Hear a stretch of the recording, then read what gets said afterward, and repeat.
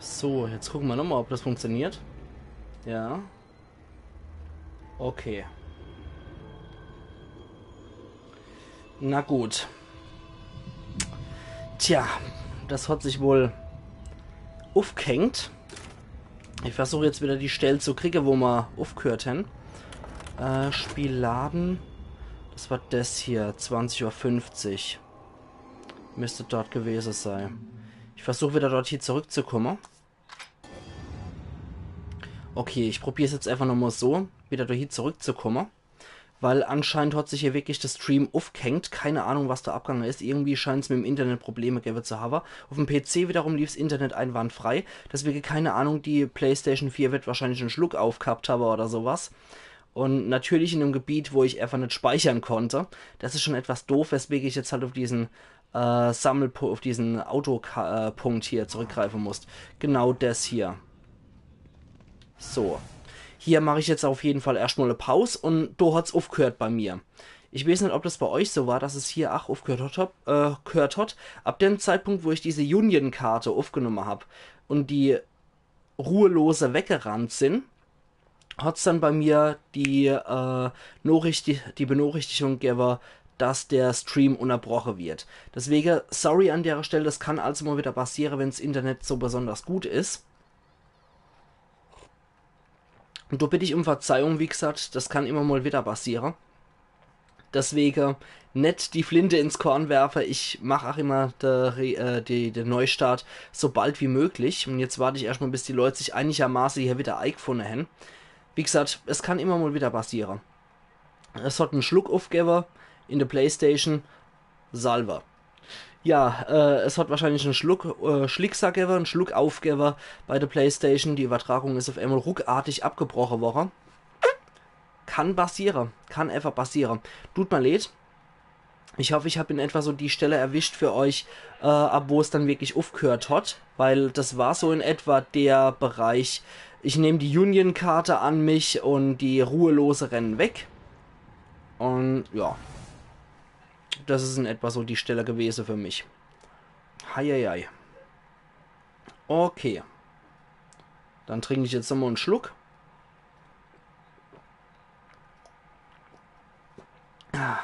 Schenkt mir jetzt auch nochmal Wasserei bei der Gelegenheit.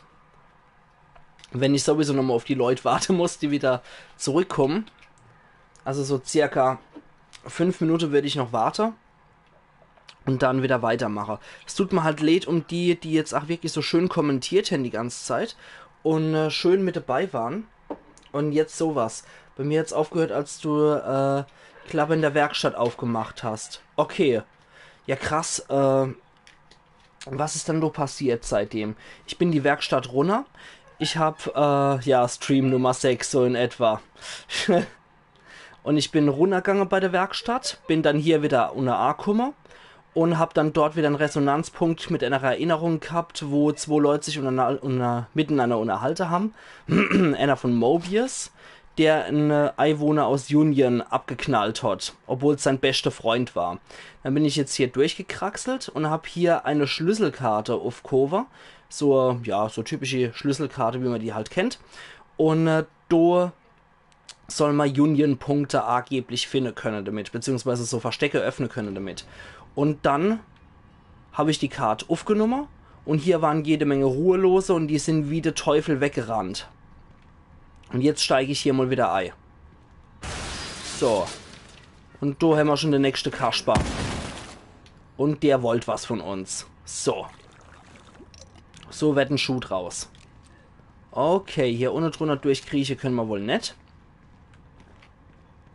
Dafür ist er nicht gelenkig genug.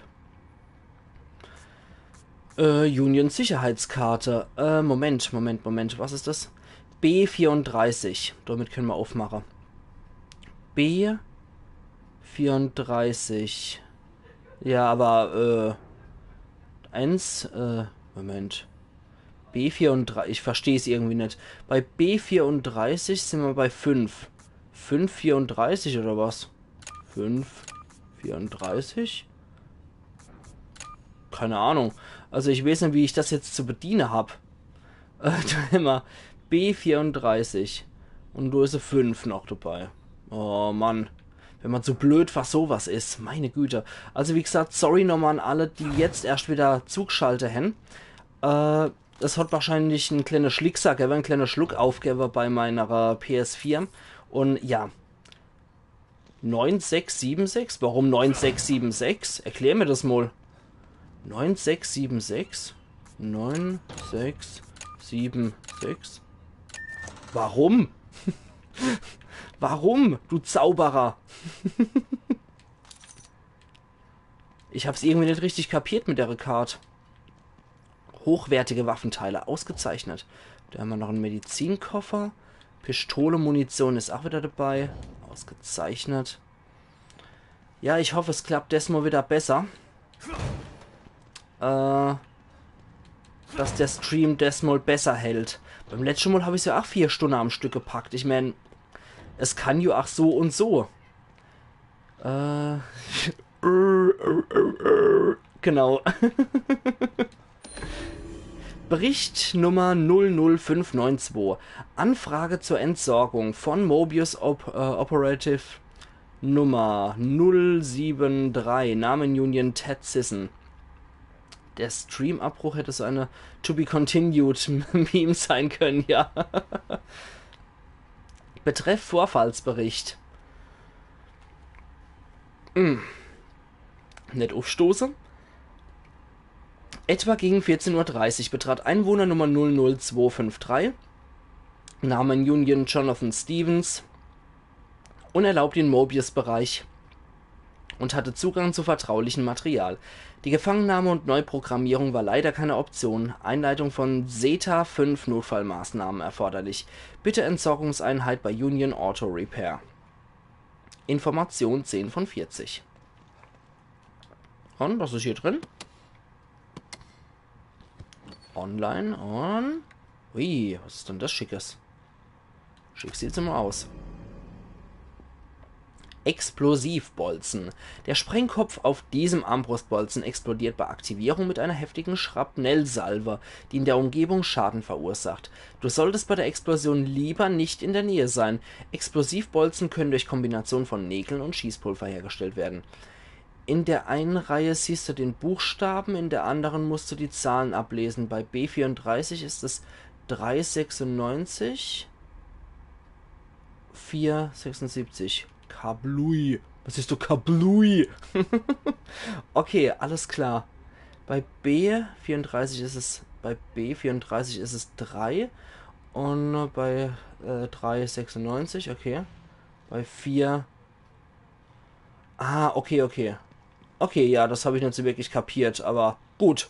Jetzt bin ich wieder etwas schlauer. So. Noch einmal. Hier geht's Anime weiter, genau. Da waren die Keep-Out-Walker, beziehungsweise Ruhelosen. Ich muss ja jedes Mal aufpassen, dass ich die nicht Zombies oder so nenne. Und hier habe ich auch schon Zeug gesammelt. Deswegen geht's jetzt erstmal wieder hoch. Hier speichert er wieder automatisch.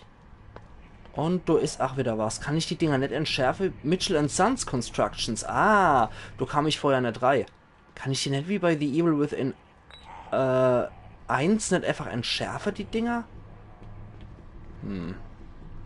Da muss ich wahrscheinlich auch wieder durchrennen, ne? Damit der Fotograf mich wieder findet. Ach, scheiße ist es doch. Aber warte mal. Ja, genau, du. Komm her, du hässlicher Vogel. So.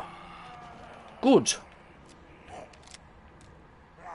Apropos hässlicher Vogel, erstmal voll in den Hals geschossen. Und das war's. Alter, der eklige Elefantitis-Klumpfuß. Und, na, okay, dann müssen wir wohl hier hoch, hier durch. Wupp. Ah, so können wir das auch noch nehmen. Nicht schlecht. Und andere Ruhelose auch noch hier. Jetzt sind wir wenigstens bei Mitchell Sons Constructions mit drin. Das ist doch schon mal nicht schlecht. Das hat uns auf jeden Fall schon mal das Gebiet gebraucht. Hättest doch den Typen da reinrennen lassen. Oh, komm. Ich will die nicht so dicht bei mir haben mit ihrer ekligen Elefantefüße. Da haben wir noch einen Explosivbolzer. Ich glaube, der könnte wieder aufstehen, oder? Nee. Okay, dann halt nicht. Und der hat Pistolenmunition. Nee, Schrotmunition. Noch viel besser. Ausgezeichnet. Und da haben wir noch. Das Ding können wir auch benutzen. Aber hier wandert irgendwo noch irgendeiner rum. Irgend so ein Hässling. Ja. Scheiß doch ins Kanonenrohr. Mann, lass die mal so springen müssen, die Viecher. Ja, so ein bisschen erschreckt hat er mich jetzt schon gerade. Auch Elefantenphysiker und Mutanten, Ekelbatzen brauchen Liebe. Ja, nicht von mir, bitte. Lass sie dich lieben. Ja, dieses, was die machen hier, ist eigentlich liebe mich.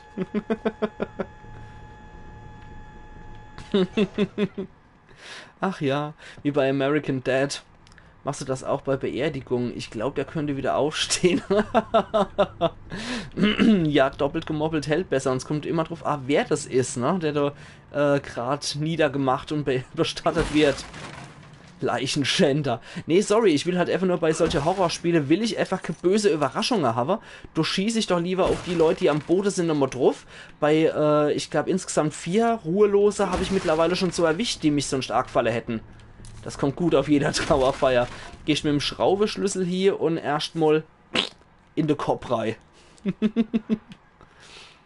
Ach ja, ach ja. Er wird wiederkommen. Genau das. Ja, besser ist das manchmal. Denken Sie mal drüber nach. So, hier machen wir jetzt auch nochmal dicht. Ah, da komme ich auch noch irgendwo hier. Ah, die Taschenlampe ist schon A. Man merkt es als gar nicht bei der Funzel, die wirkt so nicht wirklich. Und was ist hier Gutes drin? Guderle. Noch ein paar Waffeteile. Jetzt könnte ich allmählich mal wieder so eine Werkbank gebrauchen. Und Pistolenmunition. Dazu noch ein bisschen Schießpulver. Und ein bisschen Rauchpulver. Du warst doch auch das mit dem in Eisenberg. Ja, genau. Dich mache ich fertig, so wie ich diesen Typen in Eisenberg fertig gemacht habe. Hey, wer weiß bei den Geräuschen. In HL2 haben die Zombies auch Geräusche gemacht. Das war rückwärts, was? Heal Me ergeben hat. Oje, oje. Moment. Jetzt haben wir Mitchell Son Constructions auch geknackt. Jetzt haben wir das geknackt. Und jetzt müssen wir da wieder zum Besucherzentrum zurück. Genau. Da haben wir das nämlich auch erledigt. Aber, ich mag hier auch nochmal die Häuser checken, bevor ich jetzt da wieder hingehe. Weil das ist eher so was Kleines. Sorry, help me. Ah, okay. Macht mehr Sinn. Und ja, ich mag das die kleine Gebäude noch durchmachen. Weil hin und wieder hat man da ja auch mal Glück. Und dann kommt man in irgendwelche Kleinigkeiten rein und plötzlich wird man vom Geist verfolgt. Also, ach, die Häuser haben dicke in sich, würde ich sagen. Und Ochses Aufbastel. Ah, Werkstatt. Sehr schön. Da noch ein Metallrohr. Da noch eine Sicherung. Und was seid ihr? Seid ihr auch so, so Heimwerker, die daheim gern rumbasteln und daheim gern Zeug reparieren und einfach mal sowas herstellen? Einfach mal so in die Runde gefragt, egal ob das Syltrak heißt, egal ob das Skarin, der bei Syltrak dabei ist, egal ob das der André oder das Goblin ist. Wie sieht's da mit euch so aus? Seid ihr so Heimwerker? Wenn du dir Justin Bieber rückwärts anhörst, hörst du Dämonen schreien, aber viel schlimmer. Hahaha. Nein. Okay. Wenn das vorwärts ist, ja, dann hört man Justin Bieber. Das ist noch viel schrecklicher, würde ich sagen. Machen wir noch ein bisschen Munitionchen. 5 Munitionchen. Schrotmunitionchen machen wir auch noch. Wenn du bei dasselbe wie vorwärts. Ja, genau. Scheiße. Und Explosivbolzen gebastelt. Wunderbar. Waffenverbesserung können wir auch noch machen. Wie sieht's denn hier aus? Ja, wie die Kinder in Blade Runner. Genau so. So am Fließband mit M-Enzigster abgeranzte Typ, der dich so auspeitscht. Naja, wir bauen halt Waffen. Ja, klar. Aber ich meine jetzt so dieses klassische Heimgewerke, ne? Dass man so Regal baut oder sowas, sage ich jetzt mal. Und Rüstung und Bomben und ich soll jetzt ruhig sein. Ist besser so. Für Leute, die keine Lapas sind, könnte das als etwas gemein klingen. Wir machen die Magazinkapazität, glaube ich, noch ein bisschen hoch. Und Handwerken funktioniert nicht mit meiner Abneigung gegen Dreck. Oh, oh, dann wärst du in meinem Beruf wahrscheinlich nicht gerade wirklich mit dabei. Nee, das passt schon. Passt schon, da hat ja jeder seine eigene Stärke und so. Dreck ist toll, richtig. Dreck ist toll. Sehe ich genauso. Wir können jetzt hier nochmal die kritische Wahrscheinlichkeit erhöhen um 30%. Das finde ich perfekt, das machen wir auf jeden Fall. Und, oh, das braucht 200. Ja, leck mich am Arsch. Und das hier ohne? Na, das können wir gar nicht sagen. Aber Crit-Erhöhe ist auf jeden Fall schon mal ziemlich gut. Dann, wie sieht es dann bei der Schrotflinte aus? Da können wir doch auch erhöhen. Und da brauchen wir auch noch. Okay, da brauchen wir mehr Waffenteile noch. Aber da schalte ich schon mal bei der Schrotflinte nochmal höher. Das ist schon echt ein verkehrter. Hochwertiges Waffenteil will ich dafür verwenden, ja. Damit die Schrotflinte auf jeden Fall da gemacht werden kann. Das ist dann für überall von der Schrotflinte freigeschaltet. Da würde ich die 80 Waffenteile noch für die Magazinkapazität einsetzen. Und dann hat sich das auch erledigt. Ach, verstehst du jetzt, warum ich im letzten Stream nicht von der Con erzählen wollte? Aha. Dann will ich erst gar nicht weiter frohe. Das frohe ich dann alles privat noch. Da ist es dann nicht strafbar und so. Nee, Quatsch. Weißt du, dass er nichts Illegales macht. Wir haben den einen Typen entführt und ihn dann bei dem Ritual den Göttern geopfert. Aber vorher habe ich seine Augen gegessen, ja? Wenn man kein Lapa ist, dann kann man sowas oft irgendwie in eine falsche Hals kriegen. Es ist besser so, wenn man dann vorher sagt, es geht eigentlich ums Lab, ne? Das ist alles nur gespielt. Ich meine, der Typ ist zwar jetzt wirklich blind, aber es ist trotzdem nur gespielt. So, da holen wir uns den Schlüssel noch. Ich habe auf der letzten Con Endzeit 2 Typen zu Tode gefoltert. Passiert. Das ist der Lauf der Dinge. Und ich meine, die hätten es auch bestimmt provoziert, ne? Oh, was ist jetzt? Schönes Bild, dreckiger Raum mit 2 Stühlen, die sich gegenüberstehen, blutverschmiert und mit 2 Kreidekreuzungen auf dem Boden. Schick, ja. Nicht schlecht. Oh oh. Oh oh. Nein! Die wieder! Uah! Bastian! Anna! Du widerwärtige Kotzegestalt! Geister! Oh nee! Jetzt buckelt die Alte wieder hin. Uah, wie die sich schon bewegt! Jetzt buckelt doch die Alte hinter mir her noch. Ich sollte definitiv die Taschenlampe ausschalten. Oh nein. Igitt. Oh, die singt so wie das Kind bei The Simpsons bei der Wiedertotmachung.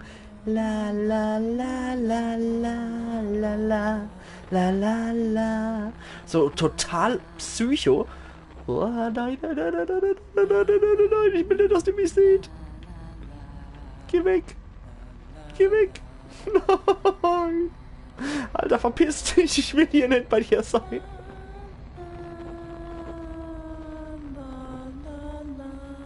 Oh Mann, geh weg, du Bucklige. Nein, oh, scheiß doch drauf. Nein. Verpiss dich, ich will nichts mit dir zu tun haben. Buckel woanders die. Nee, da komme ich auch nicht durch. Nein. Da waren die Kiste weg. Eventuell geht's da weiter. Irgendwo hier, wo ich hier sollte. Wie komme ich hier wieder raus? Verdammt, warum? Ach, scheiße. Es ist doch Kacke. Ich fliehe mich jetzt einfach zu meiner Werkbank wieder. Da bin ich glücklich. Verpiss dich wieder. Oh, nee, das bringt nichts. Oder? Ach, Gott sei Dank. Verfolgt die dich noch? Ich glaube jetzt nicht mehr, ne? Ich glaube, ich hab's gepackt. Ich glaube, ich habe sie abgeschüttelt. Und wenn ich die abschüttel und die Nimi noch mehr sucht, dann ist das, glaube ich, auch vorbei wieder, die Sequenz. Aber die ist echt, boah, die ist scheißen gruselig, finde ich. Allein schon dieser Gesang. Jetzt sind noch die Kiste hier wieder da. Und ich bin immer gespannt, wer das eigentlich sein soll, diese Geistertante. Wer da dahinter steckt. Weil das im Stem, das sind ja alles wieder irgendwelche urige Erscheinungen, die ja alle irgendeinen realen Hintergrund haben. Ich bin mal gespannt, wer da dafür verantwortlich ist, für diese Geistertante. Okay. Jetzt habe ich das mir auch noch angeguckt. Einen Moment. Dann kümmere ich mich gerade noch. Yep. Ausgezeichnet. Wie gesagt, Double Tap. Was war das? Der steht doch bestimmt auch wieder auf. Gut, habe ich es doch gewusst. Ja, es ist immer besser, doof Nummer sicher zu gehen. Und der ach. Jupp. Sehr gut. Hinterlässt der kein Grütze? Nee, aber Schießpulver. Gut, soweit war ich dann schon. Auto-Repair, da war ich aber noch nicht im Hof mit drin, soweit ich weiß. Und da aber geht's auch noch in ein Gebiet rein, was ich noch nicht betreten habe. Aber ich will jetzt erst noch mal das kleine Gebiet hier abschließen, damit ich doch ganz sicher bin, dass das vorbei ist. Und dann gehen wir nochmal dort hier. So, da haben wir nämlich in der Kiste auch noch ein bisschen Zeug drin, hoffe ich. Ein bisschen Schießpulver, ein bisschen Waffeteiler. Und da haben wir noch ein bisschen Waffeteiler. Okay, da kann ich bestimmt hochklettern, oder? Mhm. Jawohl. Geht doch. So. Dann hier noch. Die Waffeteile nehmen wir doch auch gern mit. Und Achtung, was jetzt drin hockt. Nix mal ausnahmsweise. Nägel. Und das war's. Okay. Na gut. Nur Nägel drin gewesen. Außer Nägel nichts gewesen. Und hier... Nee. Aber da liegt noch was. Ah, nur Flasch. Okay. Stehst du wieder auf? Nee, du siehst normal aus. Aber du hast bestimmt was bei dir. Als du, Kumpel. Was hat er dann bei sich? Der Kumpel. Und? Hoppla. Was ist denn du für ein Schicker? Wie geht du Sabberjockel? Herrst du mal auf, du Kotze-Typ? Okay, dann kämpfen wir halt um die Waffe, um die neue. Pff, zuerst attackiert er mich und dann rennt er noch schnell weg und jetzt sucht er mich wieder, der Blödmann. Das war ein ziemlich blöder Hund, oder? Komm her. Ah. Oh, der Arm wächst wieder noch. Guter Trick. Definitiv, guter Trick. Und, was ist es? Handfeuerwaffe mit Laseroptik. Diese halbautomatische Pistole besitzt eine Laseroptik für mehr Genauigkeit auf größere Entfernung. Das ist nicht schlecht. Das ist nicht so verkehrt. Waffentyp, da haben wir Handfeuerwaffe mit Feuer. Das ist halbautomatische Handfeuerwaffe. Reserve Magazin 6, Reserve 25, maximal 32. Okay, dann nehmen wir die doch mal. Ne, Moment. Moment. Da gehen wir jetzt nochmal dort hier und setzen die jetzt noch over hier. Da kann ich die nämlich... Das ist sehr viel cooler. Es sind Seestern-Zombies. Ja, genau. Igitt.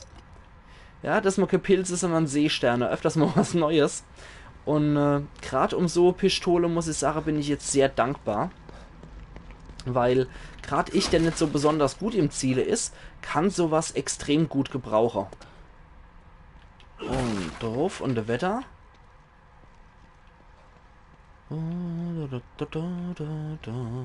Sehr schön. Dann habe ich hier auch erstmal alles gemacht. Und es hat sich alle schon wegen der Waffe hier gelohnt, würde ich sagen. Und das können wir doch bestimmt aufmachen, das Tor, oder? Nö. Nö, das kann er nicht, der Bastel. Dazu ist er leider zu geschickt.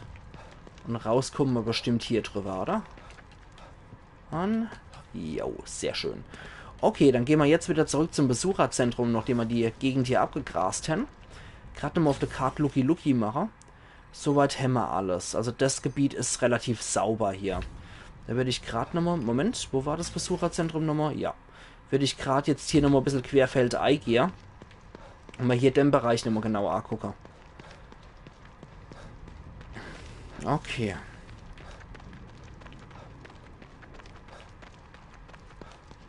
Und hier ist nichts Besonderes mehr. Doch, hier ist noch eine Hütte. In die gehe ich dann nochmal schnell rein. Hallo Leute. Hier findet sich Schießpulver, Waffendealer. Oh nee, wieder die Alt. Ah, es ist wieder die Alt. Scheiße. Und ein Metallrohr. Oh nee, ich will nicht. Ich komme mal gar nicht durch. Na, großartig. Oh nee, Herr Uff. Lass doch gut sei. Lass doch gut sei, Aldi.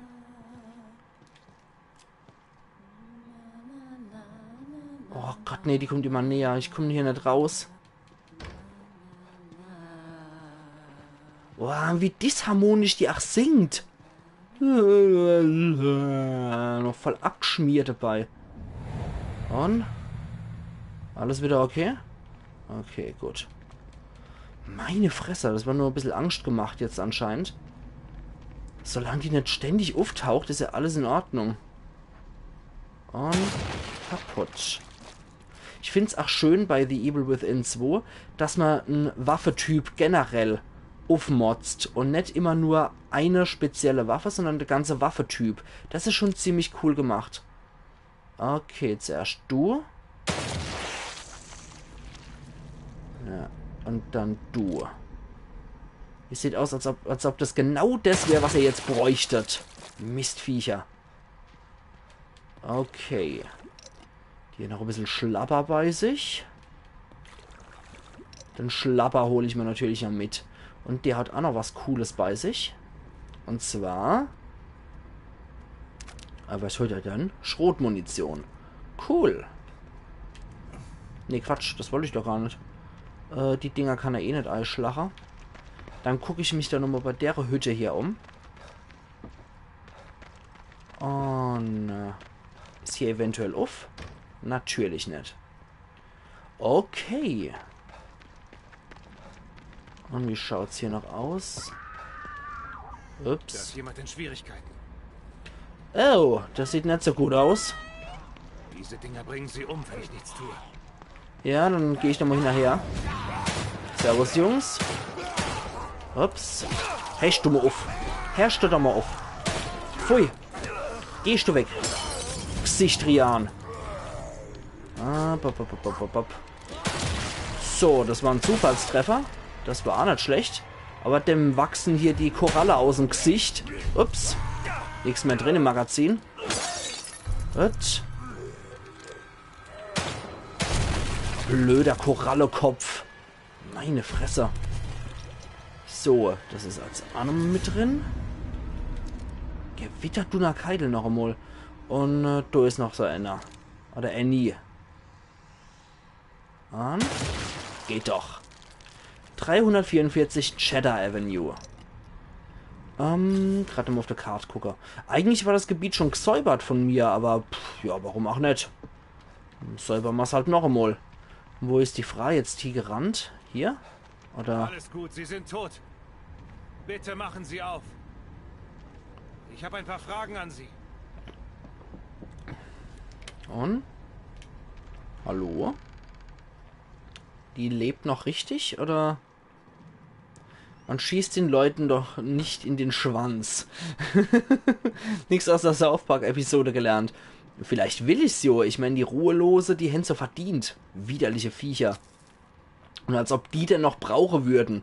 Ein richtiger Mensch, ein richtiger Mann. Ja, da ist es richtig mies. Aber bei solchen Ruhelose, die brauchen die doch eh nicht mehr. Als ob die noch benutzen würden. Danke. Sie haben mich gerettet. Ich dachte schon, das war's. Alles gut. Beruhigen Sie sich. Was ist da draußen los? Woher soll ich das denn wissen? Ich könnte Sie doch genau dasselbe fragen. Das sieht aber auch ziemlich fertig aus. Ich bin gerade erst angekommen. Ich weiß noch weniger als Sie. Ach ja? Weißt Wie heißen du's? Sie? Ich glaube schon. Sebastian Ich Castellanos. glaube, die verwenden der Nimi.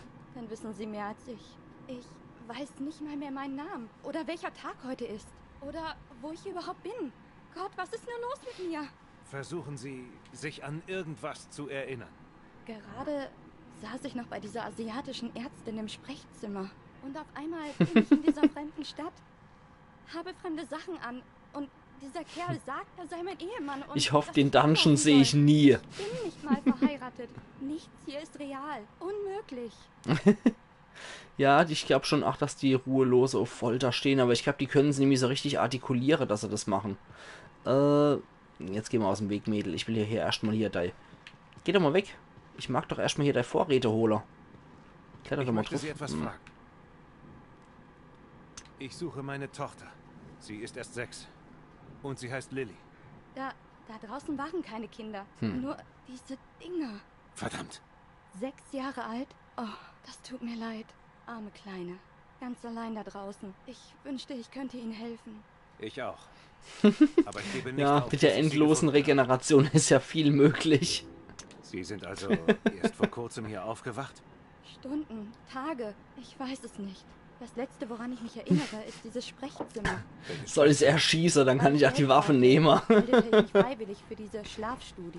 Mir wurde Blut abgenommen und ich wurde untersucht und dann stellte mir diese Asiatin den ganzen Tag Fragen und... ich Ja, verstehe ja, nicht, die was hier Asiatin passiert. war's. Schon Sagt Ihnen klar. der Name Mobius irgendwas? Ich glaube nicht, aber ich kann mich ja auch kaum an etwas erinnern. Was Und? wissen Sie über diese Dinger da draußen? Nichts. Nur, dass sie einen umbringen, wenn sie die Chance dazu haben. Mhm. Machen sie einen Bogen um die. Irgendeine Ahnung, wo die herkommen? Mein angeblicher Ehemann benahm sich plötzlich so komisch. Er sah sich ständig um, aber ich sah da nie was. Und dann fing er auf einmal an zu schreien und veränderte sich. Die Haut platzte auf. Es war so schrecklich. Und dann ging er auch noch auf mich los. Dann Tja. waren die Dinger also mal normale Menschen. Aber warum verwandeln sie sich? Ich weiß es nicht. Ich kann ihm nicht helfen. Weil sie nämlich synchronisiert sind. Zumindest habe ich das aus... Zumindest habe ich das bei The Evil Within 1 so verstanden. Ich setze bestimmt ich. Danke. Wenn Dass Sie die, irgendwas Nützliches... Ich möchte Sie etwas fragen. Nein, will ich nicht. Will ich doch gar nicht. Falls die, dass die Ruhelose einfach Leute sind, die sich nicht synchronisieren, oder die nie synchronisiert waren mit dem Stem. So habe ich das zumindest verstanden. Gut, jetzt haben wir hier auch noch alles abgestaubt, was möglich war. Und das ganz ohne die Frau erschießen zu müssen. Und da ins Badezimmer kommen wir an in die Reihe. Okay, schön, jetzt sind wir auch wieder 7 Leute, sehe ich gerade. Also vielen Dank auch nochmal an alle, die nett im Chat mit dabei sind. Beziehungsweise nicht kommentieren können, mögen, was auch immer. Aber wenn ich Lilly finde, wäre das Vielen für Dank auch alle nochmal, dass hier ihr das wieder mit Beste. dazugekommen seid und wieder mitguckt. Ist das ein Vorteil? Ja, ich meine, ich sollte noch so viele normale Menschen wie möglich hier in Ruhe lassen. Wer weiß, vielleicht kann ich die auch später als Verbündete irgendwie haben. Wobei die jetzt nicht wirklich so der gute Verbündete zu sein scheint. Boah, seit dem Synchronsprechergespräch warte ich nur noch drauf, dass Bastel loszaubert. Wer weiß, wer weiß. Wen hast du nochmal gesagt, hat er noch gesprochen?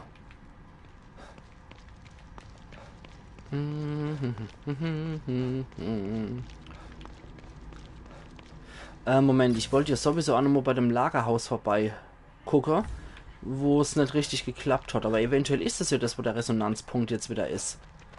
Ach ja, Dr. Strange, ja genau. Genau. Das hat ja dann auch zu diesem etwas größeren Gespräch geführt bezüglich, man sieht irgendwie nur noch 20.000 Marvel-Comic oder DC-Comic-Verfilmungen. Ja, ich erinnere mich noch an das Gespräch. Stimmt, Dr. Strange war's, den er noch spricht. Beziehungsweise Benedict Cumberbatch spricht er noch. Wobei ich dem im Original einfach wesentlich besser finde, von seiner Stimme her. Ich meine, die Stimme hier von Sebastian Castellanos ist jetzt auch nicht gerade schlecht. Das ist wirklich schlecht, die Stimme. Aber im Vergleich zu der richtigen Stimme vom Cumberbatch ist es halt nix. Muss mal klipp und klar Sache. Ich meine, der Typ, der schafft auch nur etwas, was nur ein Engländer schaffen kann. Er ist rappeldürr und trotzdem ist er schwammig. Das ist etwas so teigig. Das ist etwas, was nur Engländer hinkriegen, so Eigenschaft. Was man Da muss es noch weitergehen. Moment, hier sind... Ach, noch irgendwo Ruhelose. Oh, ich hab dich gefunden. Hi, Kumpel. Gut, sehr schön. Manchmal gelingt mal sowas, ach. Irgendeiner bellt hier noch rum. Union Besucherzentrum. So, erstmal mal alles abjuchse, was geht. Und ja, ich weiß, dass du ein Resonanzpunkt ist, aber ich will vorher nochmal diesen Gentleman hier erledigen. Ups. Komm her. Guck doch mal in meine Richtung, du Geschwürerich. Ah. Na. Gibt's dann das? So, jetzt aber. Ich mag die deutsche Stimme etwas lieber, aber das habe ich häufiger. Echt? Ich muss sagen, es ist nur selten der Fall, dass ich die deutsche Synchronstimme lieber mag als die Originalstimme von Lloyd. Gerade zum Beispiel, also Norbert Gastel, derjenige, der Homer Simpson gesprochen hat, das war jemand, der, wenn er nicht gerade in dieser Homer Simpson Jammerlappen-Stimme gerettet hat, unglaublich angenehme und super Stimme gehabt hat. Also den habe ich immer sehr, sehr gern gehört. Gut, dass der Zombie verdammt blöde war, ja, ja. Wenn der Spieler schon verdammt blöde ist, dann sollte das der Ruhelose besser ach sei. Ich bin, wie gesagt, einfach kein Schützer. Ich bin halt nicht im Schützeverein, ne, André? Ach ja. Das sind auch immer sehr urige Gespräche. Oh, oh, oh, oh, oh, oh, oh. Don't go. Geh nicht. Mit dem Schmetterling noch hinten dran, also. Ist das an mich gerichtet? Anscheinend, ja. Geh nicht. Dann bin ich wohl hier offensichtlich richtig.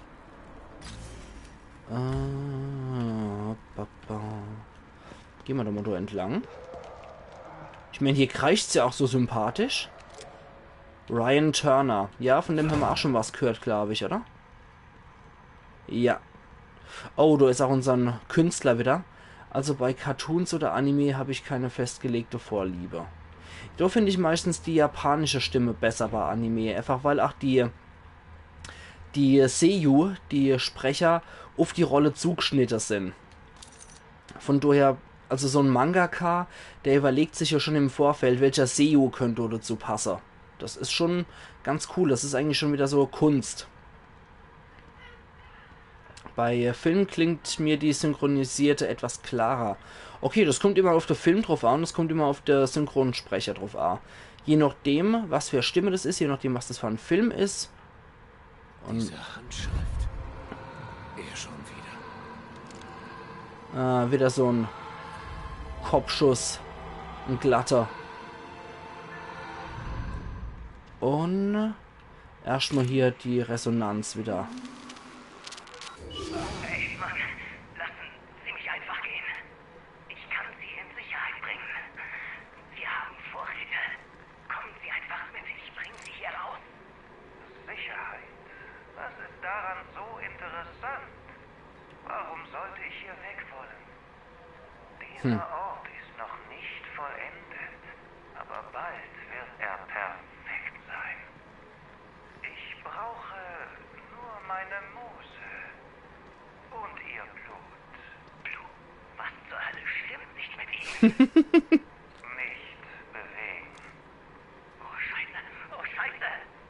Hilfe! Hilft mir denn keiner? Nicht bewegen, habe ich gesagt. Also, Zeit für ein neues Werk. Alter. Großartiger Mensch. Pech gehabt, Ryan. Ja.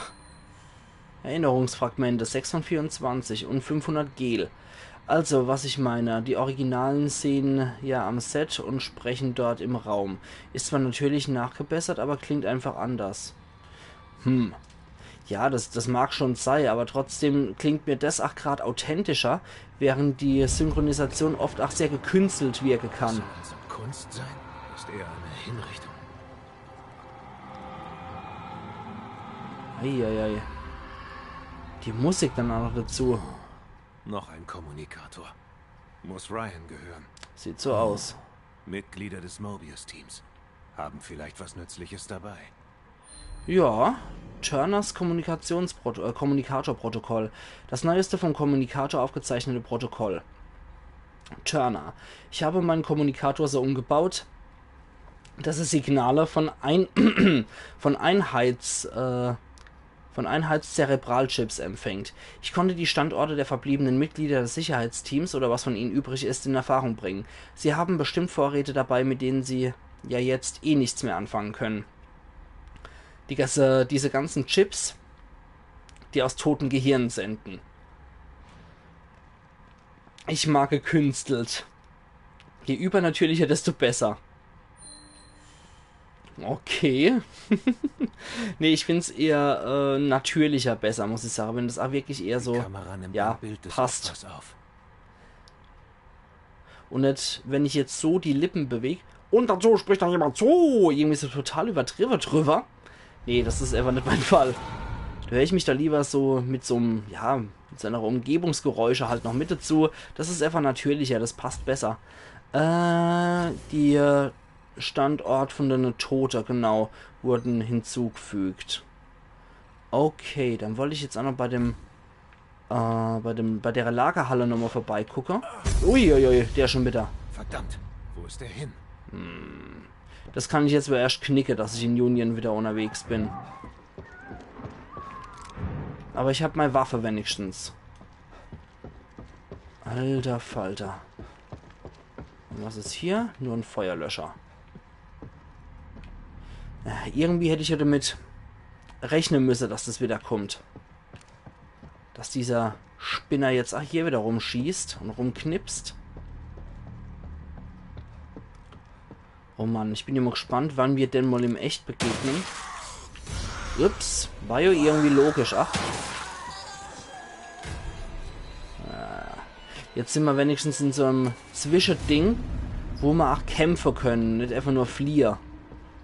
Wenn ich die Option Kampf habe, finde ich immer sehr viel besser als die Option Flucht. Das ist immer was, oh nee, ungern. Ich mache ungern dieses Hide and Seek, sondern ich bin eher jemand, der lieber direkt und offen kämpft. Okay. Diverse Körperteile. Blutverschmiertes Ohr, blutverschmierter Mund. Bisschen Blut an der Nasennebenhöhle dran noch. Kannst du erzählen? Kannst du nacherzählt mal schauen, ob es in Union eine Trinkhalle gibt? Ja. Es gibt bestimmt auch einen Schützeverein hier. Oh, schick. Da fliegt noch das Äuglein fort. Lecker. Zu obszön. Reizend. Hat er noch andere Methode parat oder erschießt er immer nur Leute? So. Dann. Nachher. Ja, in Union gibt es bestimmt irgendwo auch so Trinkhalle. Aber ich glaube eher eine Kneipe als eine Trinkhalle. So eine Skeeter-Kneipe wie in South Park. Das war verrückt. Selbst für diesen Ort. O'Neills Unterschlupf ist gleich hier. Sorry. Kann ich ihm die schlechten Nachrichten In die Vitrine kann ich jetzt nämlich gucken. Das, ja. Sorry. Etwas zu spät. Das ist mal wieder deine 10 Sekunden Verzögerung geschuldet. Okay, im O'Neill kann ich jetzt nochmal Bericht erstatten, weil ich bin jetzt nochmal zu spät, ja. Sorry. Dem kann ich jetzt auf jeden Fall nochmal Bericht erstatten, weil die Nebenmission ist jetzt beendet mit der Abtrünniger. O'Neills Unterschlupf. Dann kann ich bei der Gelegenheit auch nochmal zurück in den Sicherheitsraum gehen. Und kann du nochmal ein bisschen basteln und ein bisschen upgraden. So, Sebastians Zimmer. Gehen wir erstmal zu der Bastelbank. Und dann kann ich hier wieder irgendwas machen, oder? Ne, das braucht 120 Waffenteile. Okay. Feuerkraft. Das braucht 200 Waffenteile. Nachladezeit, das braucht nur 20 und Feuerrate braucht nur 30. Bei dem hier braucht 120 Waffenteile. Das braucht 100 Waffenteile, schade. Dann sparen wir halt noch ein bisschen. Dann sparen wir einfach noch ein bisschen. Aber da können wir jetzt, glaube ich, ein bisschen Protze hier auf dem Rollstuhl, beziehungsweise auf dem Gehirnschmodderstuhl. Und Sie können einfach nicht ohne mich, oder? muss halt sein, ne? Ich will ja auch stärker werden. Aber ich habe auch noch einen Schlüssel übrig. Na, so. Ich habe noch einen Schlüssel übrig. Da würde ich ganz gerne einfach mal hier der erste Öffner. Mhm. Da haben wir 3000 Gel noch mit dazu gekriegt. Nicht schlecht. Und da war noch eine Spritze. Okay. Falls ich mal eine Spritze brauche, da finde ich auf jeden Fall Annie. Das ist gut. Und? Ja, hier ist es ruhig. Aber Sie sollten hier nicht rumlungern. Ich lungere ja auch hier nicht rum. Ich will mich verbessern. Also. Hast du eigentlich PS Plus? Nee. Nee. Habe ich nicht. Derzeit nicht. Wie schaut es denn hier aus? Vitalität 1 erhöht die Menge der regenerierenden Gesundheit bei Heilung kurz vor dem Tod. Kampf, was hätten wir da dann noch? Geringerer Rückstoß beim Schießen. Und hier können wir zu Wegtreten. Du hättest die Fähigkeit, benommene Gegner wegtreten zu können. Funktioniert nicht bei allen Gegnern. Nahkampfangriffe verursachen mehr Schaden. Und hier haben wir verringert das Wackeln. Ja, das will ich auf jeden Fall. Und hier hätten wir dann ganz zum Schluss die Fähigkeit. Ui, das kostet 75.000. Synaptischer Schuss. Drücke Dreieck beim Zielen, um dich zu konzentrieren, die Zeit zu verlangsamen. Drücke Dreieck erneut, um den Effekt zu beenden. Das ist natürlich ziemlich geil. Schade, diesen Monat ist Amnesia Collection drin. Wäre ein guter Horror-Tipp. Ja, durchaus. War das nicht der Vorläufer zu Soma Amnesia? Ich glaube schon. Was haben wir dann hier noch zum Schluss? Kugelhagel. Mit dem weiteren Schuss. Okay. Gut, ich denke, bei Kampf haben wir erstmal genug gemacht. Aber das ist schon eine ziemlich geile Fähigkeit hier. Für 75.000. Darauf spare ich auf jeden Fall auch noch hier. Bei List haben wir auch noch was geskillt. Ah ne, das war schon automatisch. Schleicher. Was war dann da die Superfähigkeit? Raubtier. Eine Spezialfähigkeit, mit der du dich in einem Angriff schnell nähern kannst, um einen Schleichangriff anzuführen. Okay. Hier Hinterhalt. Du kannst Schleichangriffe aus der Deckung um eine Ecke herum ausführen. Unauffällig. Ja, das ist Quatsch. Meiner Meinung nach. Bei Heilung regenerierst mehr Gesundheit. Regenerierst Gesundheit schneller bei Heilung kurz vor dem Tod. Ja, das ist nicht verkehrt. Ich denke, das sollte man auf jeden Fall auch geskillt haben. 8000. Also sowas sollte man auf jeden Fall geskillt haben, finde ich. Bei der Gesundheit erhöht die Menge der regenerierten Gesundheit bei Heilung kurz vor dem Tod. Das machen wir auf jeden Fall auch nochmal mit 3. Und hier Trotz. Liz ist nur für Verräter und Knechte. Genau so sieht's aus. Ich skill lieber im Kampf, in Gesundheit und in Heilung, muss ich sagen. Weil dieses Anschleiche und so, das kann ich einfach nicht so gut. Da mache ich lieber Bam, you're dead. Fertig. Trotz 1. Wenn ein Angriff dir so viel Schaden zufügt, dass du sterben würdest, beißt du die Zähne zusammen und bleibst stattdessen mit einer geringen Menge Gesundheit am Leben. Das ist auch ziemlich gut. Trotz 2. Erhöht die Schmerztoleranz, sodass die Angriffe überleben kannst, die andernfalls mehr als genug Schaden verursachen, um dich zu töten. Und hier hat man nochmal Vitalität, die Menge der regenerierten Heilung, das ist gut. Ja, der Bastel wird definitiv als Tank geskillt, definitiv. So, wir machen Heilung, Gesundheit und Kampf. Das sind so meine Hauptattribute, würde ich sagen. Und wenn was übrig bleibt, dann Athletik, damit man ein bisschen länger durchhält. Damit man ein bisschen besser, schneller rennen kann und so. Okay, dann würde ich jetzt hier nochmal normal speichern. Machen wir das so. So, yep. Wunderbar. Und dann hier wieder zurück zum Unerschlupf vom O'Neill. Und jetzt wieder rein und dann geben wir dem Typ mal Bescheid, was gelaufen ist. Der hat ja schon AA-Rechte drauf, wenn er uns die Mission schon gegeben hat. Ah, da ist er. Hi. Haben Sie sie gefunden? Sie sind tot. Aber glauben Sie mir, ohne die sind Sie besser dran. Sie hatten vor, alle hier drin zu töten. Ein Alpha-1-Notfall, was? Halte ich nicht für die schlechteste Idee. Sie sind ein echtes Arschloch, O'Neill. Wissen Sie das? Ich sehe das nur realistisch. Man kann nicht jeden retten.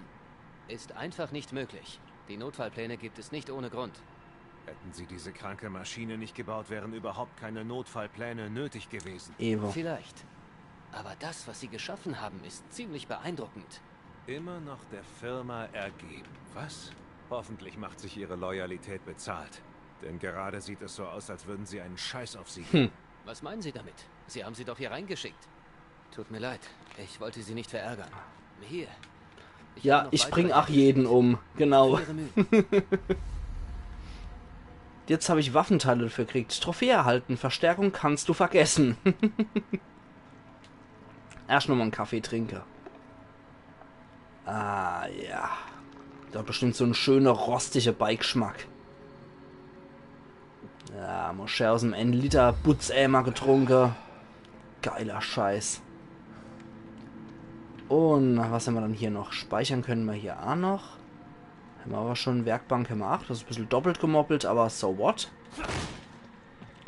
Dann gehen wir jetzt einfach wieder raus, weil die Mission haben wir abgeschlossen. Okay. Dann würde ich sagen, als nächstes flattern wir die Mobius-Leiche noch. Und dann gehe ich nochmal in die Lagerhalle hier, wo ich nicht weitergekommen bin. Und dann gucken wir uns die Gebäude noch an, flattern denn und dann geht's hier entlang.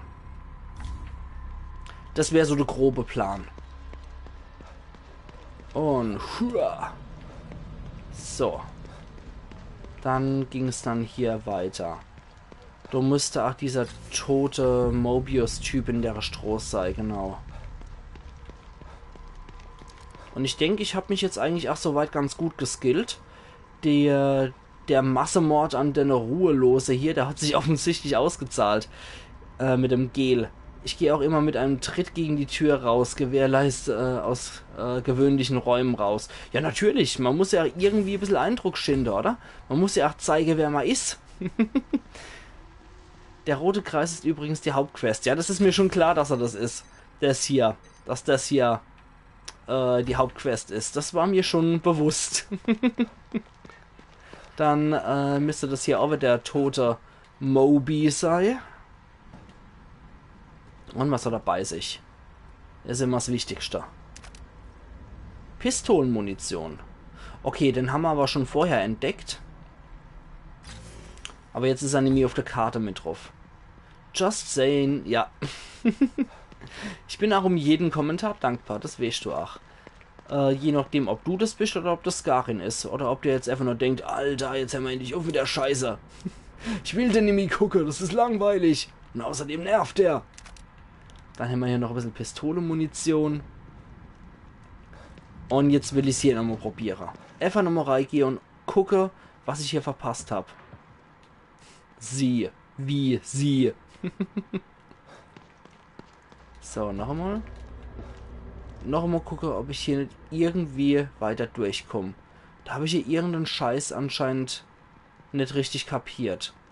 Da kommt man nicht durch. So viel war klar. Hier kommt man irgendwie auch nicht durch. Warum auch immer. So. Da konnte ich auch drauf schießen und es hat sich nichts getan. Das ist so ein Eisenbrett anscheinend. Achso, du bist immer der freundliche Part. Stimmt. Sie sagt, boah, ich kann's nicht mehr hören, ich will nicht mehr.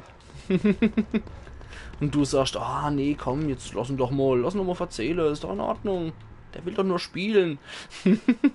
Ist mir scheißegal, den mache ich fertig. Okay. Ja, das ist etwas, was mich jetzt extrem fuchst, weil ich hier einfach nicht weiterkomme.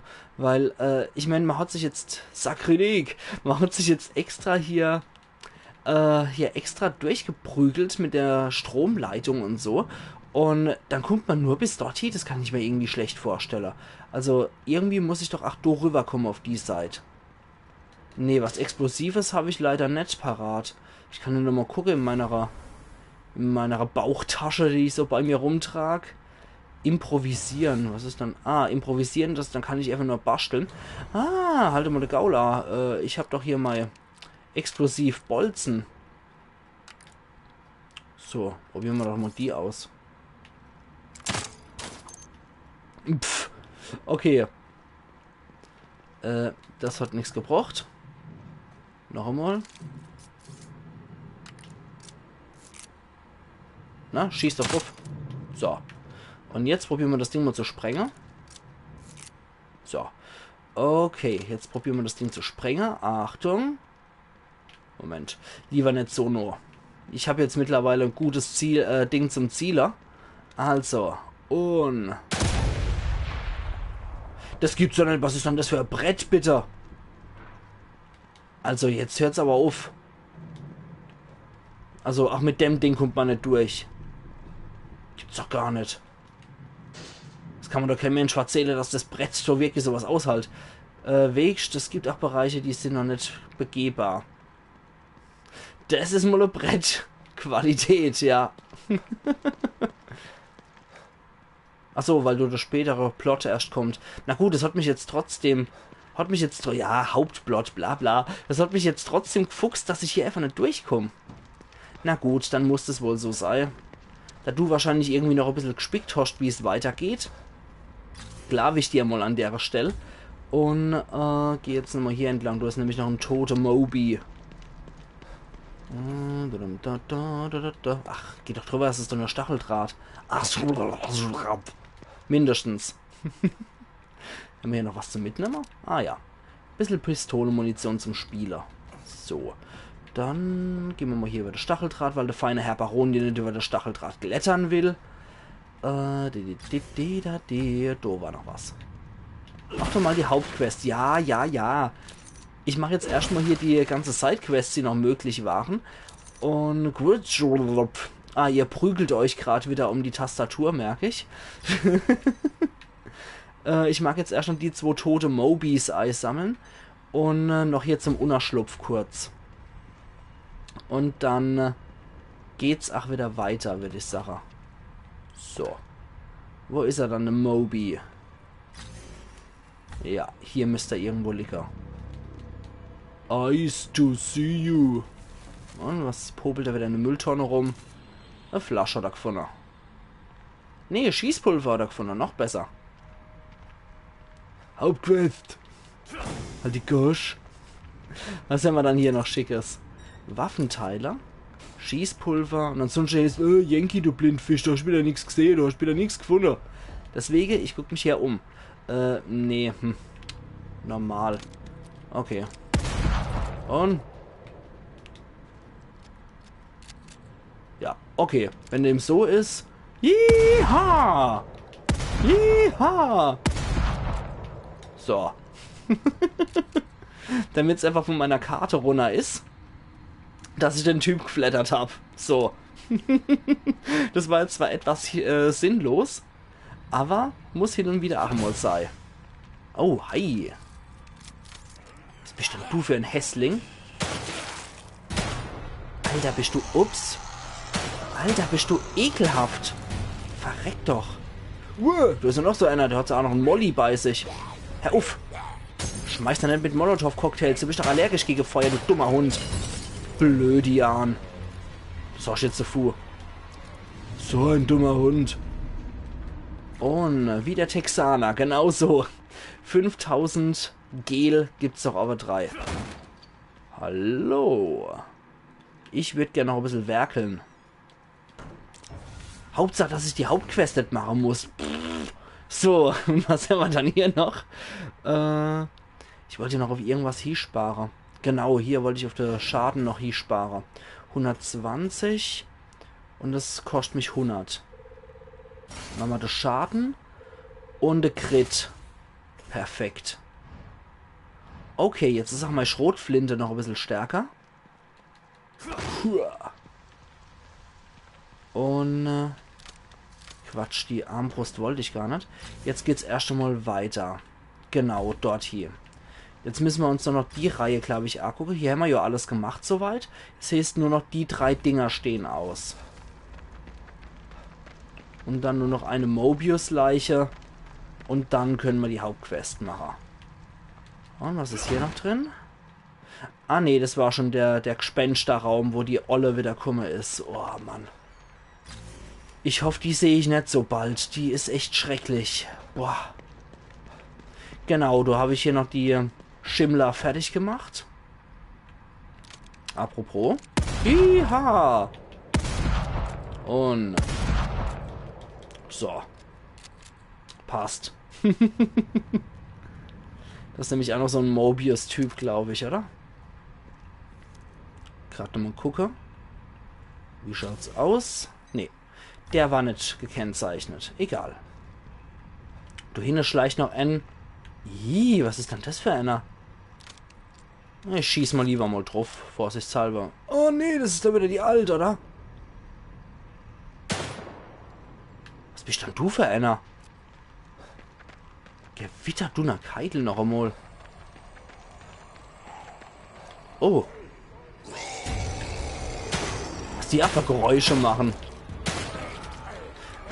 Also ich finde, es solltest trotzdem noch alle Häuser putzen und wieder herrichten, bevor du die Hauptquest weitermachst. Mindestens. Das gehört sich doch so, oder? Wir sind hier schließlich zu Gast hier drin.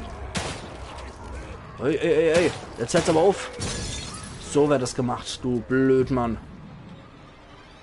Okay. Mädel, Herr Uff. Vorsichtshalber mal in die Brust geschossen, oh Gott. Das wollte ich nicht, sorry. Und wie sieht's dann hier aus? Eine Handaxt. Okay, ich habe noch was. Das Beil brauche ich nicht. Aber der sieht ja schnieker aus. Den will ich auf jeden Fall noch hier platt machen. Komm mal her, du unwahrscheinlich hässlicher Freak. Wie geht? Wow, guck dir den doch mal an. Oh. Halte mal den Gaul an. Oh. Hallo, Frau Ruhelos. Können Sie mal bitte ein bisschen aufhören? So, 2 Bauchschüsse. Die dürften reicher, ja. Na also. Den anderen Hässling will ich mir jetzt aber auch nochmal aus der Nähe angucken. Den ich erlegt habe. Meine Fresse. Wer schießt, darf's fressen, ne? Von daher gerade mal... Ah, okay, du geht's schon zur Hauptquest wieder.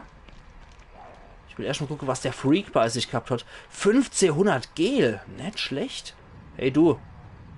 Psst. Hey, Arschloch, komm her. Oh, das ging aber schnell. Okay. So. Und jetzt schnell wieder weg, bevor die Hauptquest weitergeht. So. Jetzt auf jeden Fall noch hier in die Heißlerei gehe. Da drüber dürfte eigentlich auch nichts mehr sein, oder? Nee. Oder? Da ist nur stinknormale Stroß. Der Hansel hat noch was bei sich. Der hat noch Schrotflinte-Munition. Einfach nur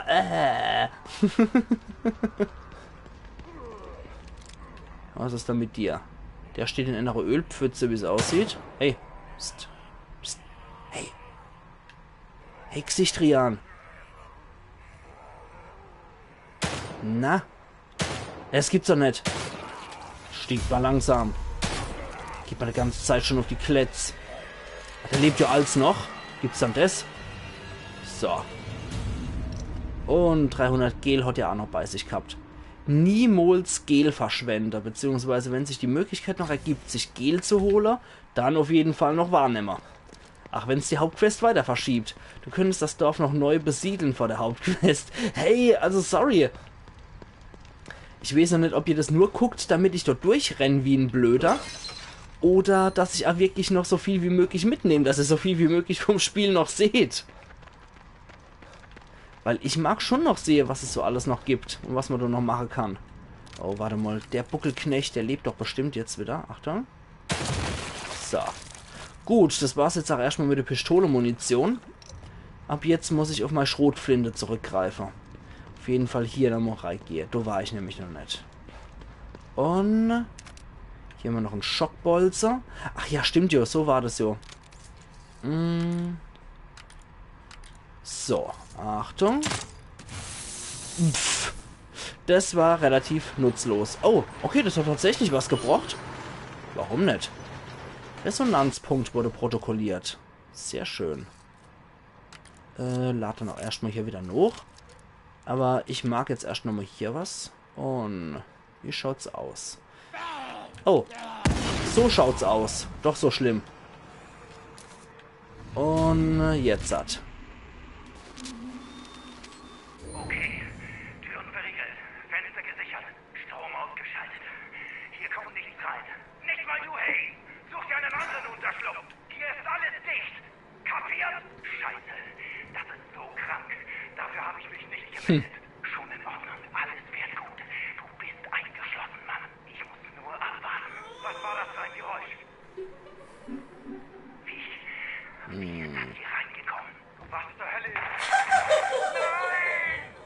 Nein! Erinnerungsfragmente 7 von 24. Waffendeler haben wir jetzt auch nochmal gefunden. Oh, ich habe gedacht, da steht einer, dabei war das nur die Stütze. Oh, Mann. Ich fange auch schon arg Gespenster zu sehen. Das ist zugemacht worden. Dann gehen wir noch hier in die Häuserei und dann ist echt erstmal gut. Da steht nämlich auf. Nee. Okay, hier kommen wir nicht rein. Dort Mobius dicht gemacht. Da kommen wir an nicht rein, ebenfalls dicht. Und hier haben wir noch ein paar Kisten zum Zerdeppern. Sehr schön. Waffenteile, 5 Stück leider nur. Und... Ne. Mist. Da auf der anderen Seite wäre noch was gewesen. Na egal. Holen wir uns trotzdem noch. Wir haben ja so viel Zeit, ne? Es ist ja Livestream. Und wer sich die Zeit nicht nimmt, also sorry, du kannst ja nicht weiterhelfen. Man muss sich einfach die Zeit für sowas nehmen, finde ich. Und gerade wenn man schon als Livestream macht, man hat so viele Möglichkeiten hier. Man hat so viel Zeit, das mal auch wirklich in Anspruch zu nehmen. Das ist doch schön, sowas. Nee, da kommt er erst gar nicht drüber. Okay. Na dann eben nicht. Ach doch, hier kann ich durch. Sehr schön. Da haben wir nämlich noch Kraut. Ah, ich habe da steht einer. Und... wir können einfach so durch die Hecke rennen. Ach gut. Da ist nix. Eventuell kommen wir ja auch so in die Hütte rein. Da haben wir noch ein bisschen Schießpulver, Waffendeler und nochmal Waffendeler. Sehr schön. Hier war sonst nichts mehr, okay. Na gut.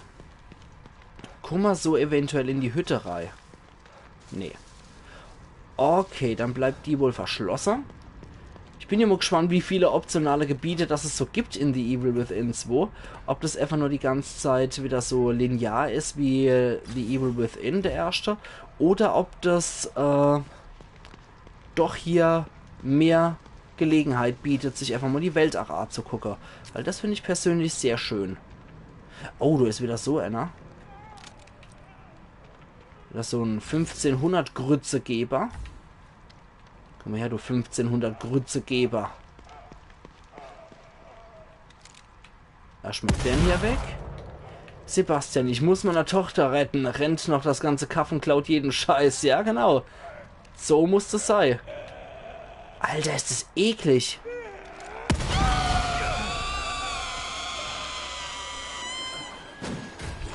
Bäh, wie es mich kotzt. Ah, na. Ups. Oh, oh, oh, Bastel. Oh, oh, ich sollte denn wirklich nicht zu nur kommen. Oh, fuck, fuck, fuck, fuck, fuck, fuck, fuck. Moment. To the rescue. Ja, das ist echt nur so ein Nörgelfreak. Alter.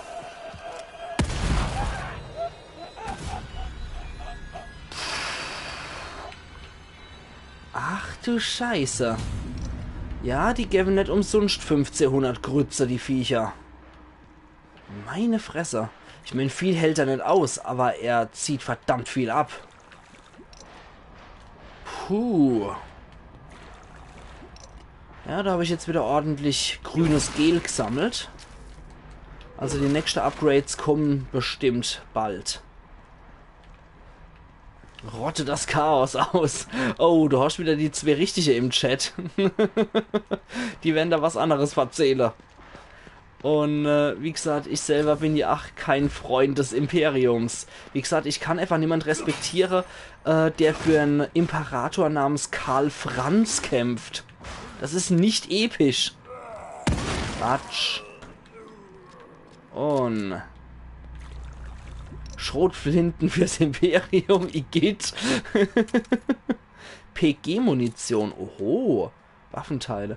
Oh ja, du knurrt dich schon jemand an.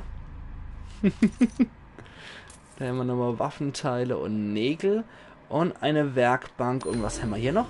Teile fürs Präzisionsgewehr. Aha. Ersatzteile fürs Präzisionsgewehr. Wenn es hier Teile gibt, muss es auch irgendwo ein Präzisionsgewehr geben. Waffenteile. Aber die sehen anders aus. Wie für ein bestimmtes Gewehr. Ich hätte es jetzt lustig gefunden, wenn nach dem Tod die Collectibles wieder zurückgesetzt wären. Oh, ja, Herr Bloßoff. Das hätte ich nicht sehr lustig gefunden. Was können wir mit 130 machen? Mit 130 können wir hier nichts mehr machen. Wie sieht es dann da mit der Feuerkraft aus? Nee, geht auch nicht. Wir könnten aber die Feuerrate erhöhen. Das wäre nicht verkehrt. Ansonsten haben wir hier noch die Nachladegeschwindigkeit. Bei der Flinte ist sicher nicht das Verkehrteste. Was ist hier unten noch? Sturmschütze. Erhöht die Bewegungsgeschwindigkeit beim Zielen. Ja, also bei der Schrotflinte ist es sicher nicht das Verkehrteste, was man machen kann. Und die hat auch noch was bei sich. Mobius Kommunikationsprotokoll, Ersatzteile. Kommunikationsprotokoll auf dem Kommunikator gefunden. Keating, wir sind auf dem Dach des Gebäudes neben dem Besucherzentrum. Der Lauf des Präzisionsgewehrs ist hinüber. Brauche Ersatzteile. McCoy, die Teile sind im Vorratsschuppen gegenüber von Union Auto Repair. Der ist ganz oben im nordwestlichen Winkel der Stadt, direkt am Rande des Bruchs. Komm schon, Mann. Keating, mir egal, wo sie sind. Bring sie mir einfach, bevor diese Dinger hier aufs Dach kommen. Vorratsschuppen gegenüber von Union Auto Repair. Mhm. Okay, Vorratsschuppen. Okay, strategische Mobius-Standorte wurden der Karte hinzugefügt. Das müsste dann hier sein, oder? Ah, Moment. Ah, da ist es. Beschädigtes Präzisionsgewehr. Okay. Ich hätte gedacht, hier wäre es, aber der hat es anscheinend schon rübergebracht. Na gut, Ölfass. So, und jetzt gehen wir noch hier. Sammeln noch den Mobius. Ne, Quatsch. Erstmal hier zu dem Haus. Da möchte ich noch rein. Da möchte ich noch den tote Mobius-Typ einsammeln. Und dann hole ich mal das Präzisionsgewehr und dann wirklich Hauptquest. So. Bastel darf erstmal wieder Energie tanken. Ein bisschen verschnaufen. Und hier. Und. So, aber André, dir ist schon klar, dass Syltrakar gesagt hat, sie hat auf der letzten Con jemand zu Tode gefoltert. Also sag das lieber nicht so laut von wegen Imperium und Chaos ausrotte. Es könnte dir böse bekommen. Ach ja. Und Schießpulver haben wir noch gefunden hier im Müll. Na gut, was hat der noch bei sich? Der hat auch noch ein bisschen Schießpulver dabei. Okay, dann hole ich mal jetzt noch den Mobius-Mensch, der hier irgendwo tot rumliegt. Was war das mit dem Häuserputzen? Nee, das mache ich noch nicht. Häuserputzen muss noch nicht sein. Der ist lieber ein Salat. Moment. Ja, ich laufe direkt drauf zu. Der müsste dann hier sein. Ja, da ist er. Und was hat er bei sich? Schießpulver. Na gut. Warum nicht? Kann man auf jeden Fall gebrauchen, das Zeug. Du ist eigentlich ein Unerschlupf, ne? Ja. Eigentlich sollte das ein Unterschlupf sein. Was gibt's denn so Schönes im Unterschlupf? Speicherpunkt, Spiegel und Kaffeemaschine. Okay, dann gehen wir erstmal wieder dort hier. Und dann in den Unterschlupf, wo wir nochmal speichern. Und dann geht's zur Hauptquest. Versprochen. So.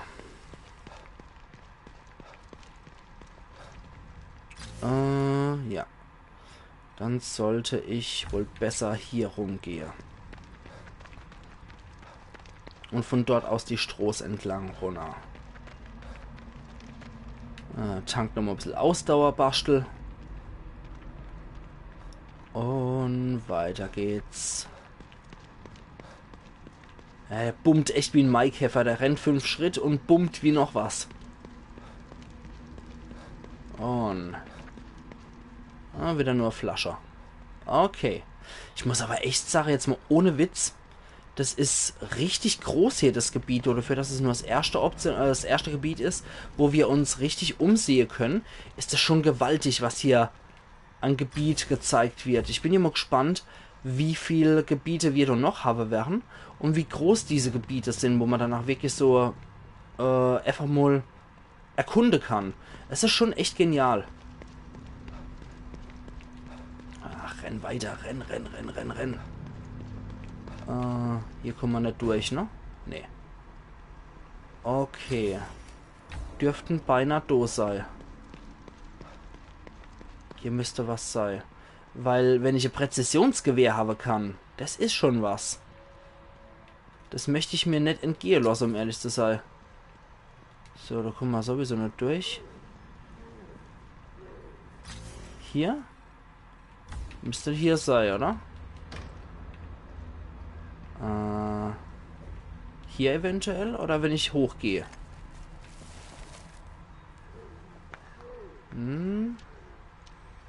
Nee. Hier hat er auch nichts gefunden im Müll. Union Besucherzentrum. Hier liegt nur Flasche rum. Dann muss ich wohl hochklettern. Zack. Und hier ist zu. Das heißt, hier auf dem Dach muss was sein. Achtung, vielleicht greift einer noch uns. Ich weiß es noch nicht. Nee. Glücklicherweise mal nicht. Aber da vorne ist noch irgend so ein uriger Ruheloser. So. Jetzt ist er tot. Das nehmen wir noch. Und der hat noch was bei sich. Was gibt's dann Gutes? PG-Munition. Das heißt, wir haben jetzt Präzisionsgewehr. Perfekt. Die Waffe, die nehmen wir auch noch an uns. Und da ist es. Beschädigtes Präzisionsgewehr. Dieses Präzisionsgewehr ist stark beschädigt. Mit den richtigen Teilen könnte es repariert werden. Allerdings kann der Vorbesitzer dir nicht mehr sagen, wo man sie findet. Jetzt das kann macht ich das nichts. Scharfschützengewehr reparieren. Ja. Oh yeah. Schießpulver. Pistolenmunition. Das ist ach sehr gut. Erstmal wieder hochlade hier. Den könnten wir auch noch einen Achter im Handtreter hier, aber... Nee, den können wir leider nicht runterstumpen. Okay, perfekt. Dann... Inventar. Ich glaube, wir sollten ins Inventar gehen. Dann haben wir Komponenten, wichtige Objekte, Teile fürs Präzisionsgewehr.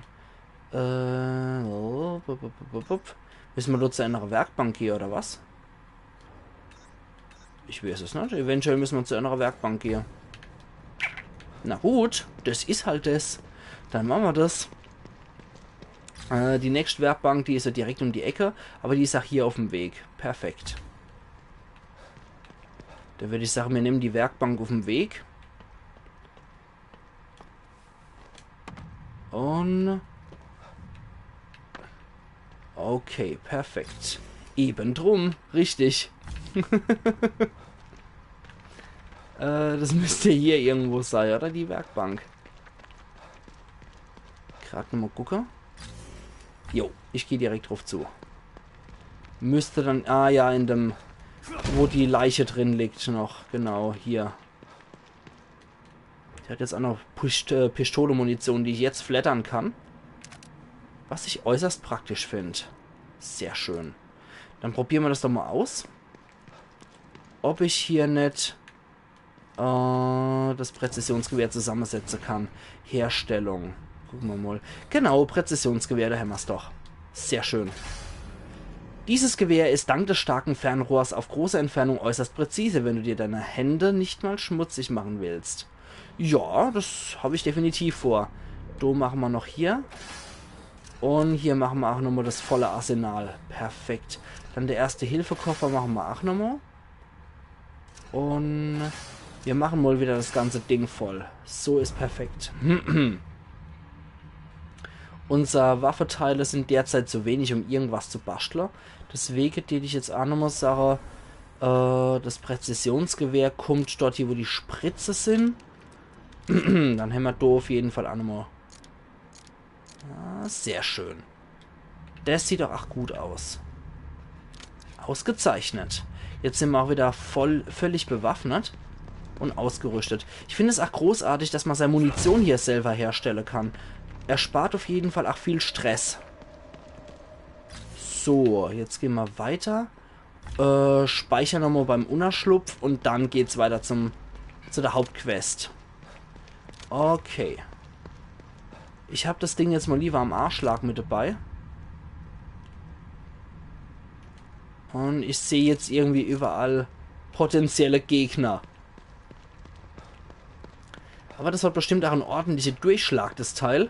Ich habe das auch bei The Evil Within Ends ziemlich gern verwendet, das normale Präzisionsgewehr. Das habe ich auch sehr gern geskillt, das Ding. Und ich muss sagen, mit dem Teil habe ich echt immer gern geschossen. Man hat halt immer nur selten Munition dafür gehabt, was ich sehr schade fand.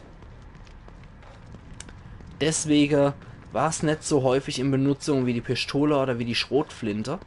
Aber trotzdem, die Schrotflinte habe ich derzeit am besten geskillt. Das heißt, das ist so derzeit meine stärkste Waffe. Okay.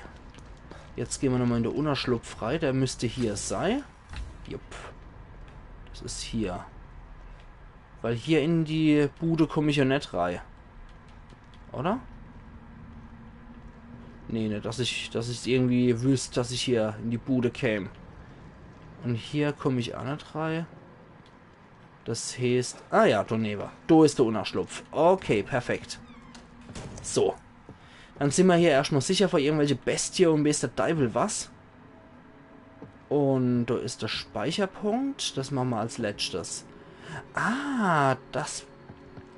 Nicht schlecht. Da komme ich in den zweiten Teil von dem Dungeon rein. Sorry, hat sich noch was ergeben vor der Hauptquest.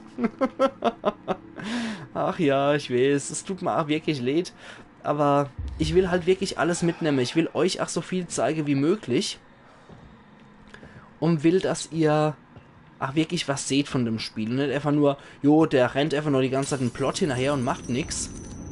Das ist etwas doof, finde ich. Gut, da ist wieder ein Spiegel. Gehen wir jetzt auch nochmal rein. Und wir haben jetzt wieder genug Gel. Und haben, glaube ich, noch einen Schlüssel gekriegt. Deswegen, das machen wir auf jeden Fall noch. So. Wir sollten uns so nicht mehr treffen, Detektiv. Als wäre es so eine Affäre, jetzt mal ohne Scheiß. Machen wir mal das auf. Und Schrotmunition. Okay, dann haben wir immer wieder welche, wenn wir sie brauchen. Das ist gut. Und hier haben wir wieder genug Gel gesammelt, um wieder was Tolles zu machen. Hier könnten wir geringer Rückstoß beim Schießen. Das könnte ich mit rotem Gel aufmachen. Ja, das ist schon geil. Ich glaube, das mache ich auf... Oh, schade. Habe ich nicht parat dafür. Musste nicht rechtfertigen. Meine Meinung, nächster Post. Okay. Bei Heilung. Regenerierst Gesundheit schneller bei Heilung kurz vor dem Tod. Und hier du regenerierst mehr Gesundheit, wenn du Heilgegenstände benutzt. Und hier war es noch... Wenn ein Angriff dir so viel Schaden zufügt, dass du sterben würdest, beißt du die Zähne zusammen und bleibst stattdessen mit einer geringen Menge Gesundheit am Leben. Finde ich sehr praktisch. Aha, das kann ich auf Ammo freischalten, aber das nicht. Doch. Das will ich nämlich auf jeden Fall freischalten. Trophäe erhalten, rot wie Blut. Tja, dafür brauche ich noch jede Menge rotes Gel, das ist mir schon klar. Aber ich will das einfach nur schon offen haben, falls ich nämlich so viel rotes Gel finde. Dann würde ich sagen, steigere das Maximum der Lebensanzeige. Dafür habe ich nicht genug Gel. Und das halte ich derzeit nicht für so praktisch. Spielt so, wie es dir am besten Spaß macht. Das ist einfach die Grundregel im Let's Play. Richtig. Sofern man nicht weltberühmt ist. Eben. Sehe ich nämlich genauso. Man soll auf jeden Fall Spaß dran haben, weil je mehr Spaß man dran hat, desto mehr färbt es auch auf das Spiel ab und auf die anderen Leute, die dir zugucken. Ich persönlich brauche das Optionale aber nicht. Ja, ich schon. Ich bin nur so etwas autistisch veranlagt. Ich brauche das einfach. Wie sieht's dann hier aus? Chance, einen Angriff automatisch auszuweichen, der dich verletzt hätte, funktioniert nicht bei allen Angriffen. Okay, und hier unten Regeneration der Ausdaueranzeige beschleunigt. Für 4000 und das für 5000. Ich würde sagen, ich will eher ausweichen können. Reflexe, du weichst gegnerischen Angriffen automatisch mit einer bestimmten Wahrscheinlichkeit aus. Manche Angriffe kannst du mit der Fertigkeit Reflexe nicht ausweichen. Das ist schon eine praktische Fähigkeit, finde ich. Gut, jetzt haben wir uns wieder verbessert. Und ja, jetzt können wir auch wieder zurückkehren. Das waren schon sehr gute Boni, finde ich, die wir da gesammelt haben. So, na. Geh schon. Okay. Jetzt war das auch erledigt. Und dann haben wir da noch einen Computer. Wo wir dann in das neue Ding reinkommen, wieder in dieses Mark. Bericht Nummer 00122, Rekruten, Betreff Anwerbung und Mu Center. Die Anzahl der Bewerber über die Mu Center hat die der medizinischen Tests überstiegen. Schau aber kein Let's Play, auch kaum wegen dem Spiel, sondern wegen dem Spieler. Ja, richtig, ist häufig halt so. Die Registrierung der Mu Center als von der Steuer befreite religiöse Einrichtung hat den Umsatz gesteigert, den wir für neue Erweiterungen eingesetzt haben, um viele neue Rekruten unterzubringen. Mrs. Wallace' Nutzung der neurolinguistischen Programmierung erschafft Rekruten, die mental deutlich formbarer und stabiler sind als die bisherigen STEM-Kandidaten. Mu-Center-Rekruten sind darüber hinaus bereit, familiäre Bindungen zu kappen, was den Druck auf Mobius Operatives mindert, die bei Vollzugsbehörden arbeiten. Die lästigen Vermisstenberichte werden nicht mehr notwendig sein. Alter, ich empfehle daher die Anwerbung über Mu-Center zu Mobius Standardprozedur zu machen, um neue Einwohner zu erhalten. Sie war ein durchschlagender Erfolg. Informationen 13 von 40. Alter. Und hier haben wir nichts weiter. Dann würde ich sagen, ich speichere hier nochmal an der Stelle. Gut, dann wird jetzt nochmal gespeichert. Und dann gehen wir nochmal in den Computer hier rein. Weil wir hatten ja das erste Mal dieses Mark. Ist anscheinend mit einem Passwort gesichert. Scheiße. Okay, da kommen wir noch nicht rein. Schade. Schade, schade, schade. Na gut, dann Eva Hauptquest. Genau, spüre den Ursprung der Stimme des Mädchens mit Hilfe des Kommunikators auf. Genau das machen wir jetzt. Eben drum. Und da ist noch was. Huch. Hier. Steht einfach der Egeltyp da vor mir. Jetzt aber. Und was ist es? Ein bisschen Schießpulver. Okay. Jetzt gehen wir nochmal durch, wo wir auch den anderen erste Kotzer fertig gemacht haben. Und ich glaube, das sollte ich die Bolze wechseln. Ich will zur Not immer noch die Explosivbolze parat haben. Die fand ich auch bei The Evil Within 1 am besten. So. Also hätte ich die optionale Dinger nicht gemacht, hätte ich jetzt kein Präzisionsgewehr. Das finde ich auch ziemlich übel, muss ich sagen. Ich freue mich, ob man das so im Verlauf des Spiels auch noch kriegt hätte. Oder ob man das nur so kriegen kann. Weil dann lohnt es sich wieder für die Leute, die wirklich jeden Winkel hier mitnehmen. Da ist es für so Leute wie mich wieder sehr schön, dass man so Belohnungen dafür kriegt. Sicherung, noch ein Arztkoffer, ein bisschen Schießpulver, insgesamt 12 Mol. Und hier ist nichts mehr drin.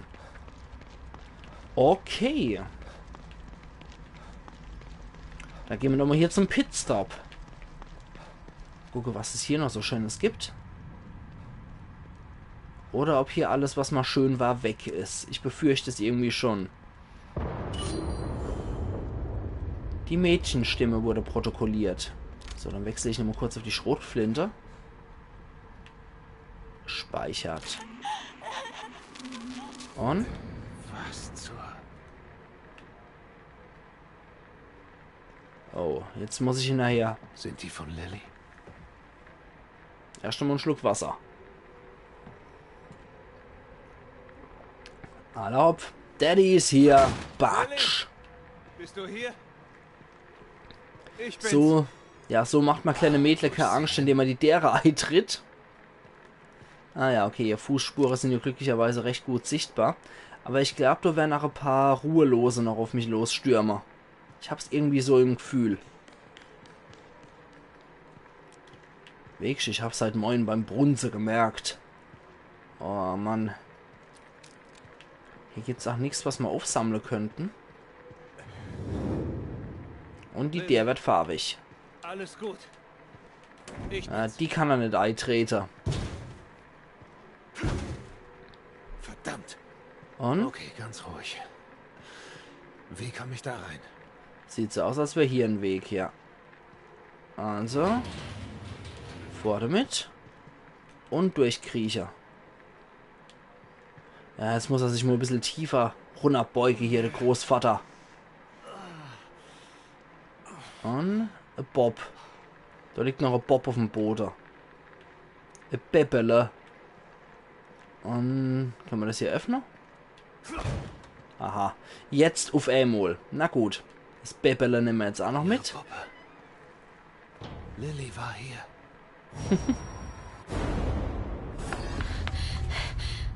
Oh oh.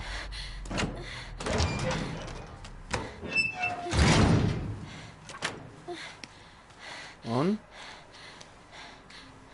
Aus ihrer Perspektive ist es jetzt. Wer kommt?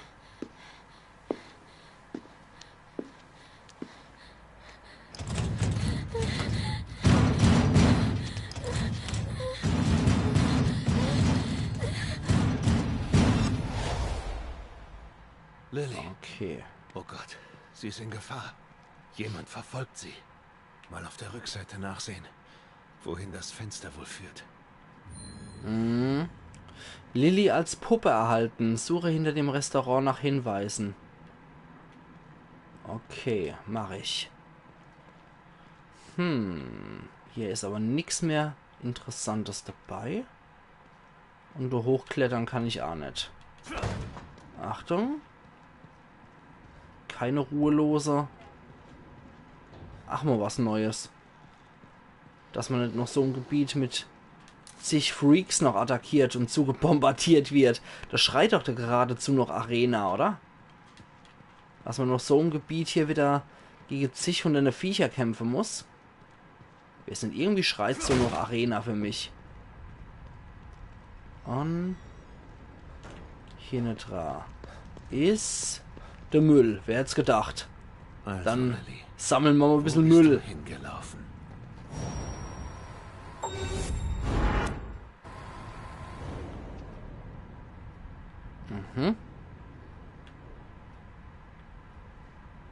Tja. Was zur...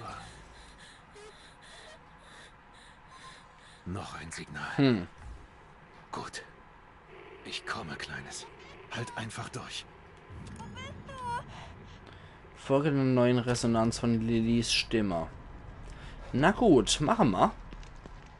Also so wie es aussieht, kommen wir auch durch die Hauptquest zu diverse Gebiete. Wahrscheinlich auch zu Gebiete, die vorher verschlossen waren, wo man nicht wirklich durch konnten. Zumindest habe ich die Hoffnung.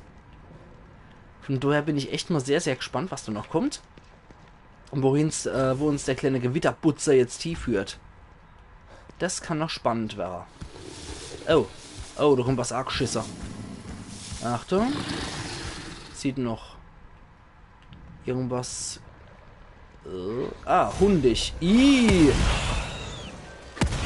Ah, na. Nix, du hundig. Gollum-Viecher. Igitt, Herr Uff. Alter. Igitt. Bist du der Doppelkopfspalter hat seine eklige Reißfresse, gosch. Wäh. 1000 Sub bringen die uns. Habe ich doch gesagt. Ja, ja. Natürlich hast du das gesagt. Wie gesagt, jetzt sieht es wohl wirklich so aus, als ob das uns in diverse verschlossene Gebiete führen wird. Und ich glaube irgendwie, dass Union jetzt nochmal wieder besiedelt wird. Geil. Das findest du geil? Geht's ja, okay. Im Chaos gibt es ja sowas häufiger mal, solche Kreaturen. Insofern, es sei dir verziehe. Das ist dann das nächste hier. Da geht's dann hier. Und gerade nochmal gucken. Hier irgendwo. Solange die gruselig Geisterfrau nicht kommt, ist alles in Ordnung. Hier dann? Für Heldenhammer.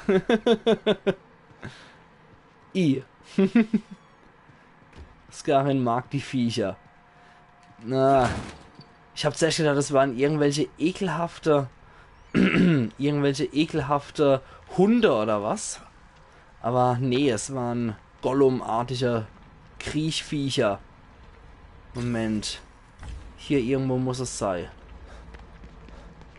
Und 3 Kiefer pro Kopf. Ja, herzlichen Glückwunsch. Vor allem, wenn der Kieferersatz hier in der Mitte stattfindet. Blacks. Moment. Ne, da bin ich schon raus.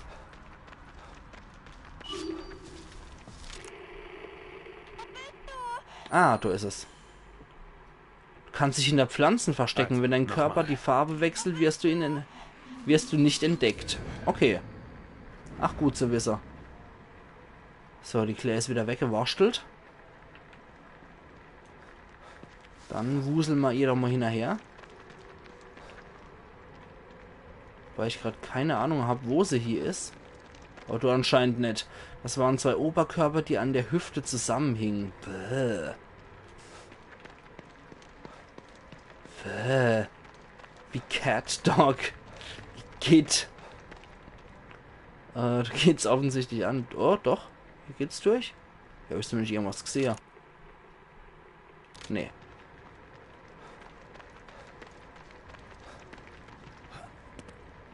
Na? Da ist doch was. Ach so. Pff, hätte ich einfach nur dort hier gemisst. Na gut. Was ist da? Ah ja, jetzt werden die Fußspuren wieder klar. Na gut, dann hinterher. Didum. Du geht's nicht weiter. Oder? Ah doch. Hier ist was. Ein paar Tage alt. Hoffentlich nicht Lillys. Nee, die wird schon so paffende Freaks mitgenommen und zermatscht haben. Das passt schon. Die Heilpflanze nehmen wir auch noch mit.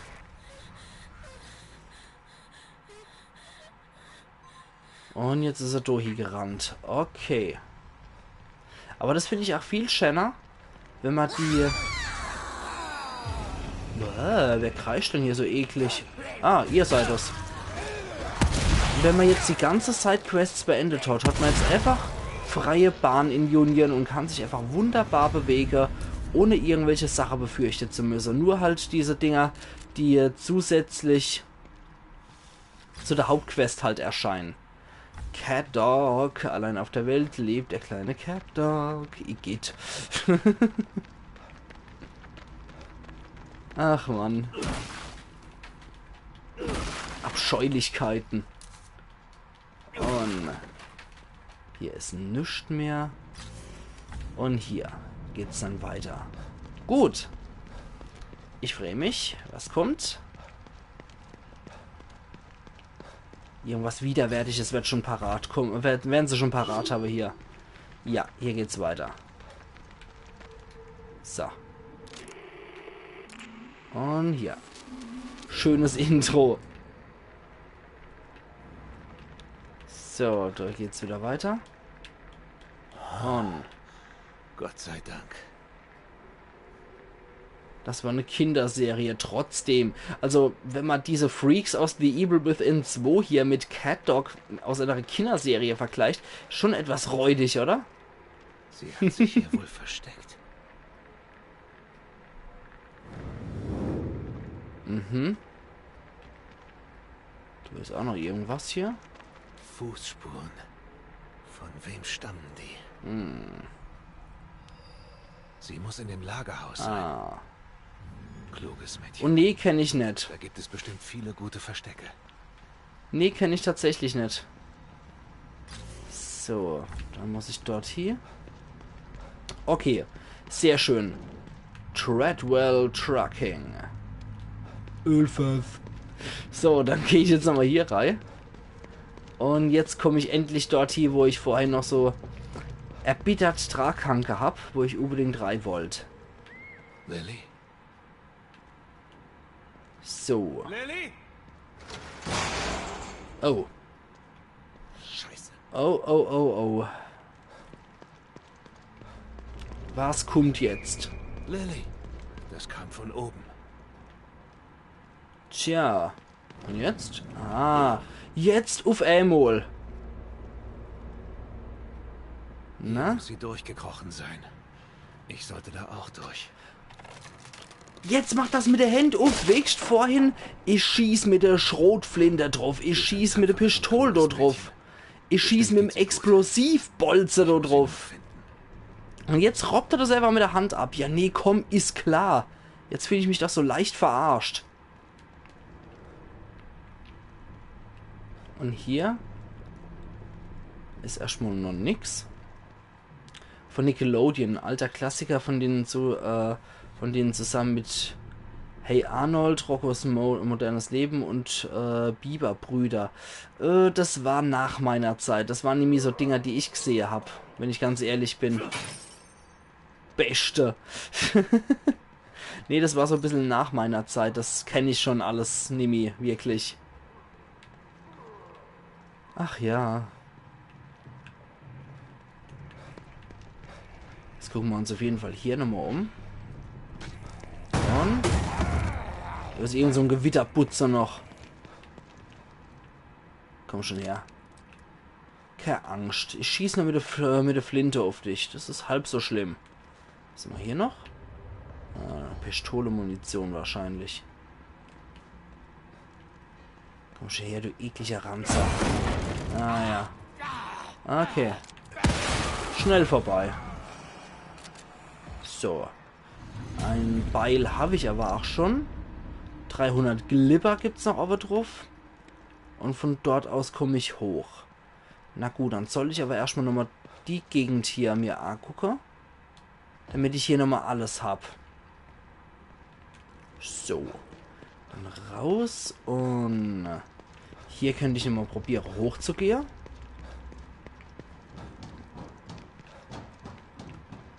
Und dass ich hier eventuell auch noch was finde, falls es hier noch was gibt.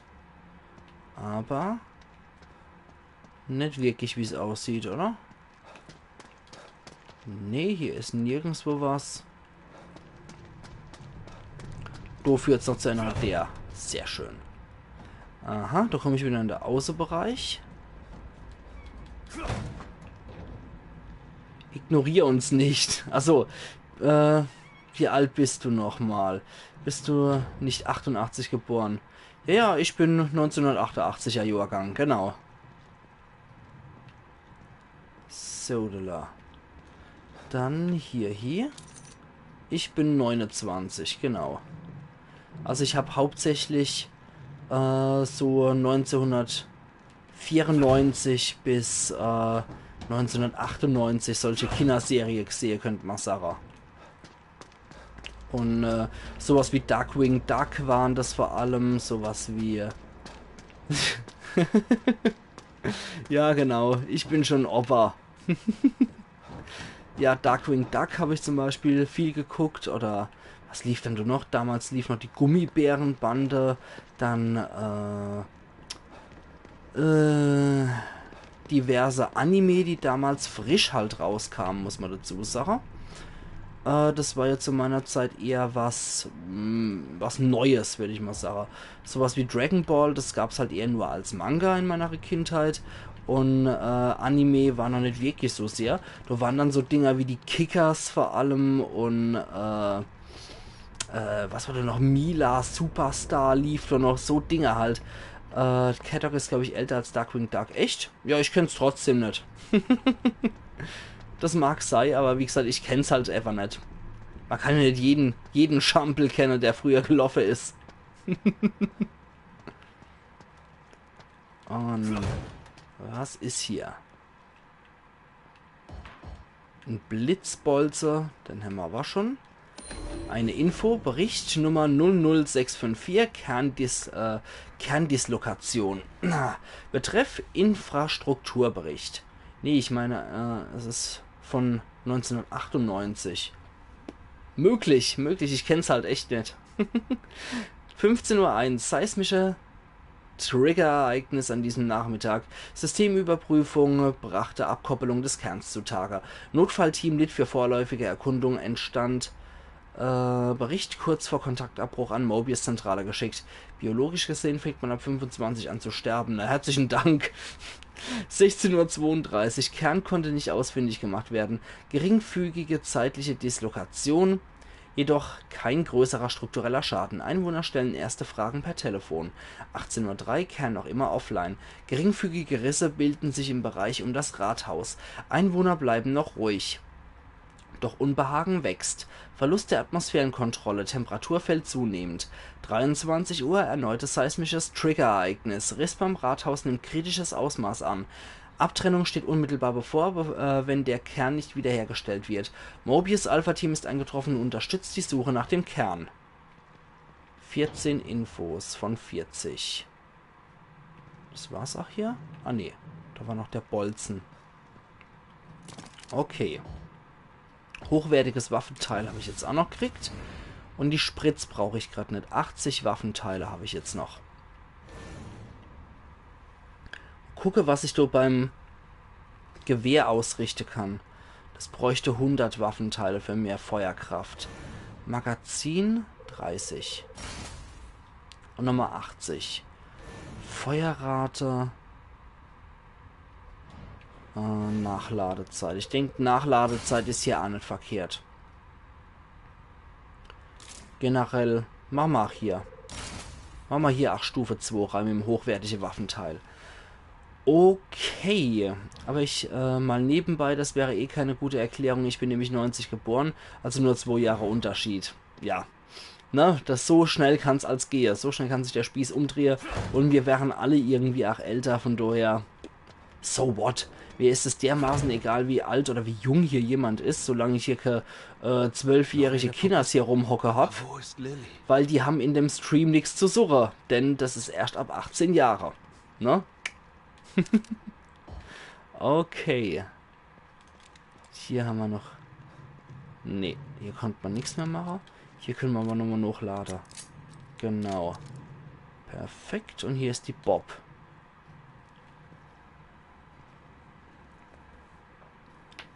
Eine blonde haben wir das nur.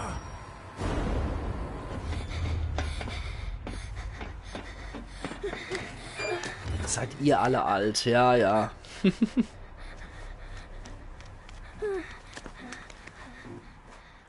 Schnauze Küken. Streich das C. Küken mit K nur. Entschuldigung. Sorry, weil sowas bin ich ein bisschen klugscheißerig. Ich weiß, aber es ist so ein innerer Drang bei mir. Sorry.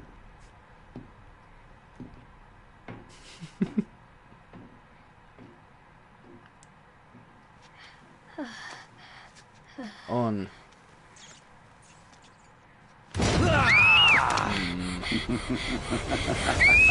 Mistkerl.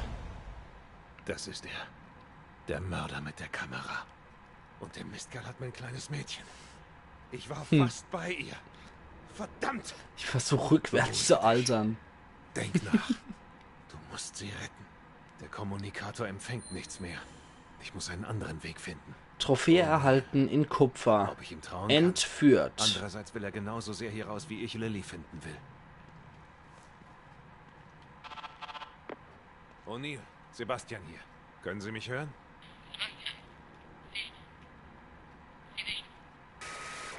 Mist, ausgerechnet jetzt. Vielleicht natürlich ist draußen. Und das Zeug können wir uns nicht mehr holen. Na gut, ich bin immer gespannt, wie weit wir kommen, wenn es noch draußen geht. Und hier ist noch was. Ein bisschen Schießpulver. Und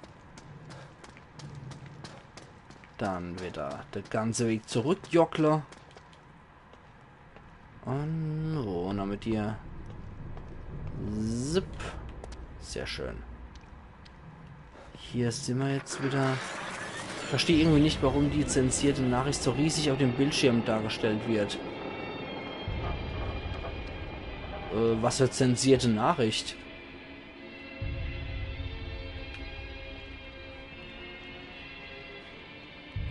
Und ich glaube, der Typ ist in der Nähe.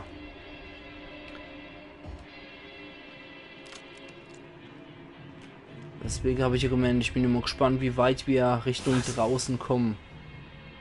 Na, Mann. So. Jetzt sind wir wieder bei ihm, zwischen ihm und Union.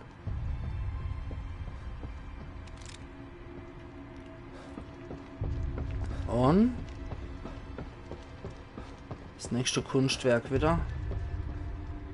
Wieder so ein Kopfschüssler.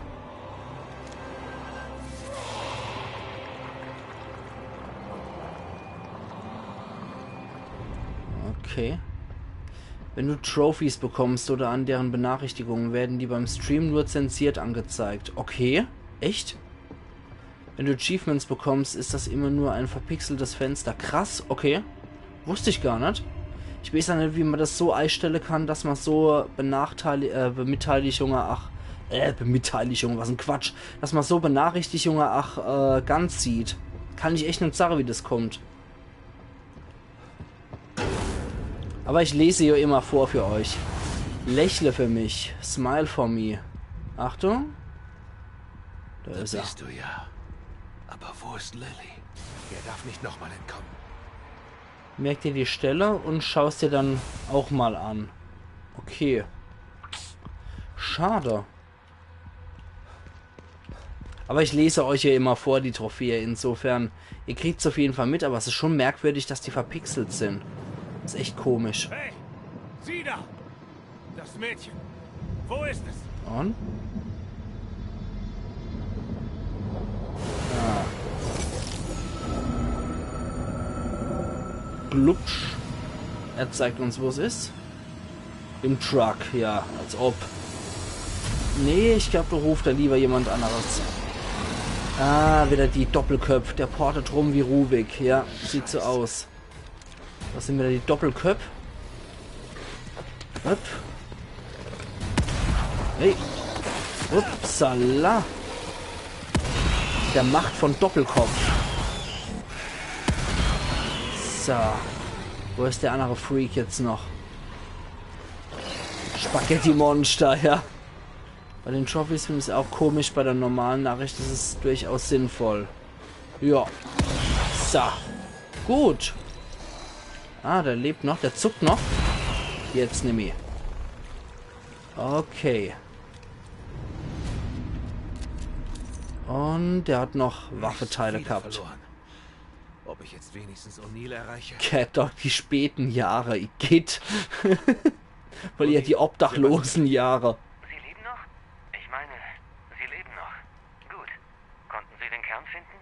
Nein. Aber ich weiß, wer ihn hat. Und er hat selbst für diesen Ort unglaubliche Kräfte. Aber er ist weg. Ich glaube, da kann ich Ihnen helfen. Ich habe eine unbekannte Frequenz empfangen. Mhm. Die kommt aus dem Rathaus. Gut. Wo liegt das? Da oben. Sehen Sie das Gebäude mit dem großen Uhrenturm? Ja.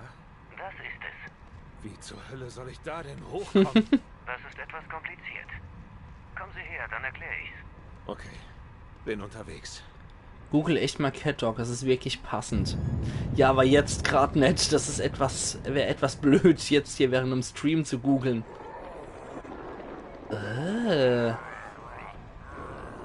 Wie sie einfach aus Backsteinen und aus Asphalt entstehen. Oh. Ich glaube echt, die Hens... Oh, die Hen Union jetzt gerade wieder neu besiedelt. Ach du Scheiße. Also so einfach wäre der Rückweg wahrscheinlich jetzt nicht. Oh je, oh je, oh je. Na gut. Dann wollen sie uns halt die Wege ein bisschen erschweren. Kriegen wir schon alles irgendwie hier. Umso besser, dass ich das vorher schon mal gesäubert habe. End Times in Union. Oh ja. Oh yeah.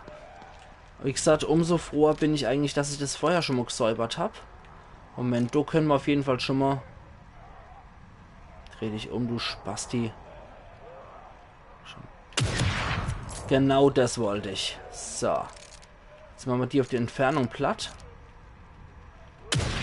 Ups. Der war daneben. Alter! So schlecht kann man doch gar nicht schießen. So, geht doch. Übrigens könnte Bastel auch einfach ein Zauberportal öffnen, um da hochzukommen. Theoretisch schon, ja. Das finde ich auch etwas merkwürdig. Und, dass das nicht geht. Scheiße! Komm schon. Gerade den ekligen Nörgling will ich jetzt fix vorbei haben. Okay, der ist tot. Sehr schön. Okay. Dann nur noch den hier. Und... Das ist ja scheiße. Achso, ja, weil er keine Munition mehr hat. Na gut, kann ich verstehen. Wenigstens ist der eklige Buckelknecht jetzt weg. Komm schon her. Komm mal her. Mistkerl. Bastel Strange. Igitt. Huch. Apropos Strange. Dämlicher Freak. Und von dem kriegen wir nochmal 1500 Sub. Beile haben wir gerade genug parat. Und dort auch noch jemand ein bisschen Schmodder für uns. Das ist einfach die Bestbasis für Sub, das Zeug. So Schäfchen mit Zitterle drin. Das gibt so richtig Tinte auf der Füller hier, das Zeug. Und einfach nur weiter. Mal gespannt, was jetzt noch kommt in unserem Weg. Auf unserem Weg. Oh, wandern ist des Bastels Lust. Vom Töten krieg ich ganz viel Frust. Und Reiz im O'Neill. Boah, mit letzter Kraft hier in der Unerschlupf freigeschleppt. Ist das rote Gel etwa die gute Waschsuppe? Ja, in etwa. Das ist auch, deswegen ist es auch dafür verantwortlich, dass wir die Fähigkeiten, die bessere freigeschaltet kriegen, weil sie gut Waschsuppe ist.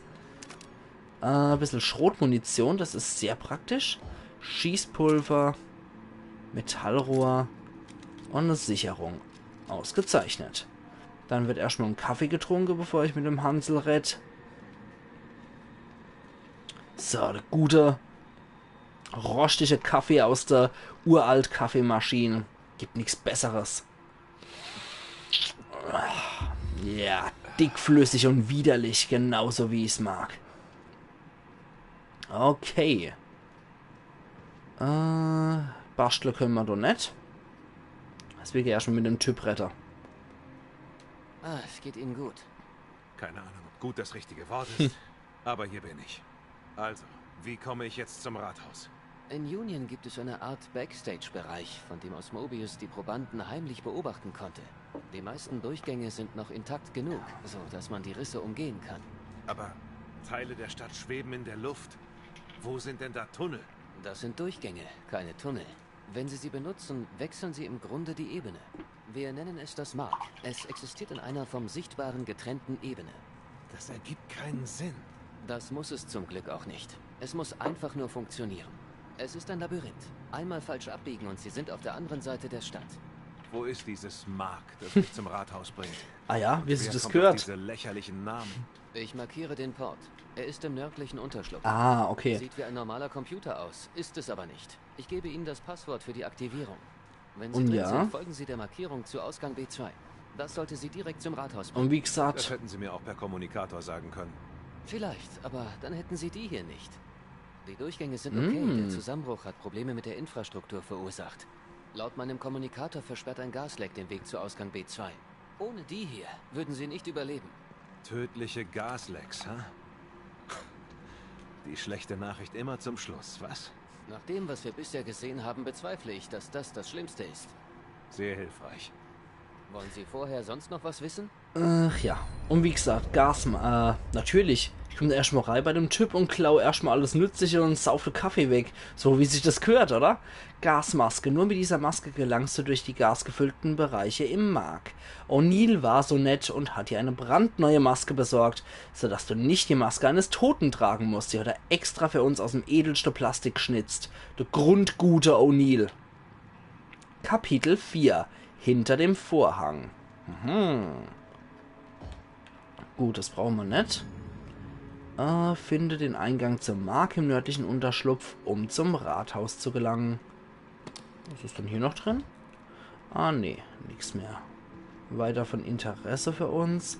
Dann sollten wir aber auf jeden Fall nochmal speichern an der Stelle.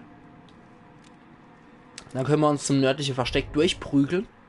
Und machen wir einen neuen Speicherplatz dafür. Erstmal neue Gasmaske online bestellt, richtig. Wie gesagt, ich glaube eher, der hat sie aus dem edelsten Plastik extra für uns geschnitzt. Und ja, jetzt können wir uns zum nördlichen Versteck durchkämpfen. Und dann schauen wir mal, wie es so ausschaut. Und da haben wir dann nämlich auch immer noch einen Spiegel parat. Wenn wir doch genug Freaks getötet haben, können wir uns auf jeden Fall da wieder mit grünem Gel upgraden. Okay. Neues Kapitel, neues Glück. Da müssen wir uns durchprügeln. Glücklicherweise haben wir hier alles erkundet. Bin ich echt sehr froh drum, muss ich sagen, weil es hat echt Spaß gemacht, hier die ganze optionale Bereiche sich anzugucken und zu checken. Ja, ich gehe jetzt einfach so die Straße entlang hier. Könnte noch ein sicherer Weg sein, weil das nicht Mitte durch ist, sondern eher so am Rand. Schauen wir mal, wie viel Ruhelose jetzt hinter uns hergammeln. Ach Gott, Entschuldigung, Bastel, ich habe vergessen. Du hast doch nicht so viel Ausdauer. Das könnte man eventuell auch mal irgendwann wirklich skillen, dass der einfach ein bisschen mehr Ausdauer hat. Moment, war hier noch irgendwas? Nehmen oder so? Nee. Dann wahrscheinlich nur das Klettern. Wie schaut's hier aus? Nee, da kommt er nicht rein. Nur Fläschel. Gott! Habe ich mich hier überfasst? Oh nee, wieder die Geister-Tussi. Oh nee. Alter, wieder die Zitterfra. Als wieder dieses ekelhafte Exemplar. Widerlich. So. Wo kann ich denn jetzt noch hier? Ich könnte nur wieder zur Werkbank fliehen. Beim letzten Mal hat es funktioniert. Ja. Okay. Sie hat mich schon irgendwie verfolgt. Oh, dafür verfolgt mich jetzt was anderes. Komm her, du Kotze-Freak. Geistertussi, yay. Komm her, du Kotze-Freak. So. Ich will deine 1000 Sapper. Die Olle braucht auch mal einen Namen. Ja, wie nennen wir die dann? Die Geistergretel. Wie wäre dann das? Das wäre zumindest das, was man schön dort draus machen kann. Die Geistergretel. Und hier aber ist nichts mehr. Okay. Habe ich doch gewusst, dass da noch was aufsteht. Wenn alle damit einverstanden sind, würde ich die in Zukunft echt nur noch die Geistergretel nennen. Und hier unten drunter ist da nichts Besonderes mehr, oder was? Passt. Okay, dann ist es gut. Da ist es ab jetzt beschlossen. Splash. Gut. Ja, aber bei der, du krieg ich jedes Mal, ach so, so totales Unwohlsein. Nein, das wollte ich doch gar nicht, verdammte Egal, egal. So what? Dann gehen wir jetzt halt hier drüber. Joink. Und töten noch die einzelnen Viecher, die hier irgendwo in der Peripherie rumschwirren. Irgendwas muss in der Nähe sein. Irgendwas hört mich jo. Du ekliger Grütze-Kasper. Wie kannst du es wagen, hier in so einem Halbrunnerschlupf zu hocken? Alter, du ekliges Kotzegetier. 15 Waffeteile hat er bei sich. Speichert wieder. Ah. So, nicht schlecht. Da war ich ja noch gar nicht drin hier in dem Raum. Und Metallrohr. Was ist hier noch drin? Noch ein Metallrohr. Rauchpulver und Schießpulver. Noch ein Cat Dog. Ihr wieder und euer Cat Dog. Ich muss echt nach dem Stream wirklich mal nachgucken, wie das Vieh aussieht. Weil irgendwie befürchte ich nichts Gutes jetzt, nachdem ich das so höre, dass das so ähnlich wie diese Grützis hier aussehen soll. Hier ist noch ein bisschen Kraut. Njam, njam, njam, njam, njam. Gibt's später wieder ein gutes Salat dafür. Ich glaube, da geht's noch nicht durch, oder? Du ist natürlich abgesperrt. Wie könnte es auch anders sein?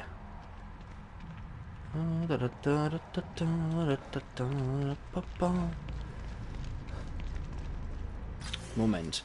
Ja, genau. Wir sind schon fast beim nördlichen Unerschlupf. Deswegen. Oh nee, da ist wieder so ein Kotzer. Ein Katzenoberkörper an einem Hundeoberkörper. Assi eklig. Moment, jetzt probieren wir es mal mit unserer Quallenarmbrust. Nimm das, grässliche Unhold. Oh. Oh, nicht so gut. Es kreischt auf jeden Fall mal. Das ist schon mal ein gutes Zeichen. Bastel, lädst du wohl das Scheißding noch, bitte? Und sehr schön. In Ruhelose habe ich zumindest schon mal zerfetzt damit.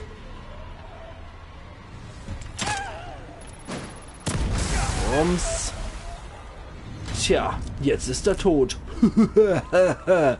Okay, nicht schlecht. 9050 Brühe habe ich wieder. 9550 Brühe. Und gleich knacke ich wieder die 10.000. Und... Ah, nee, ich kratze 9950. Aber diese Dinger, die hätten sich echt schon bezahlt gemacht, muss ich sagen. Diese Explosivbolzen. So. Okay, nördliches Versteck, nördlicher Unerschlupf. Dort bin ich. Ich sollte Kidman sagen, was hier läuft. Ja, sicher. Kidman, kannst du mich hören? Laut und deutlich. Was hast du für mich? Die gute Nachricht. Ich habe O'Neill gefunden. Und er konnte mir Hinweise auf Lily geben. Großartig. Die schlechte Nachricht. Union fällt buchstäblich auseinander und ist größtenteils von Leichen und Monstern bewohnt. Und dieser Psycho, den ich erwähnte, der mit den Kräften, die er nicht besitzen sollte, er hat Lily. Ich bin auf dem Weg zum Mark, von dem du mir nicht erzählt hast, um zu ihm vorzustoßen. Tut mir leid, dass wir vorher keine Zeit für ein Briefing hatten. Aber wir dachten nicht, dass es so schlimm wäre. Hier ist es genauso schlimm wie in Beacon. Nein, schlimmer. In Beacon steckte meine Tochter nicht fest. Okay, beruhig dich. Vielleicht kann ich helfen. Hast du irgendwelche Infos über diese Person? Männlich, etwa 1,77 Meter, schwarze Haare. Hält sich für so eine Art Künstler. Das ist nicht wirklich viel. Das weiß ich auch. Ich bin unterwegs zum Rathaus. Melde mich später. Stell dir mal vor, du redest wirklich mit jemandem über so Walkie-Talkie und machst dabei so Tango-Schritte hier. Schon etwas irrsinnig. Okay, dann speichere ich jetzt hier nochmal. Ja, Kidman am Arsch, richtig. Also ich bin auch kein Fan von der. Die hätte ja schon am Anfang direkt das Schlimmste vorbereiten können. Aber nö, wir geben Hauptsache so wenig Infos wie möglich. Damit man bloß nicht irgendwie in die Bredouille geraten könnte. Oder damit man bloß nicht so viel Preis gibt. Also das ist schon fahrlässig, was die hier treibt. Werkbank immer nett. Aber macht nichts. Wir gehen jetzt hier rein. Das ist also der Computer, von dem O'Neill gesprochen hat. Probieren wir das Passwort. Das kennen wir ja schon. Das haben wir schon mal gehabt.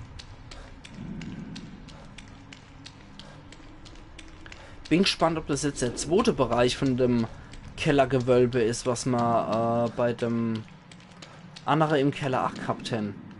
Und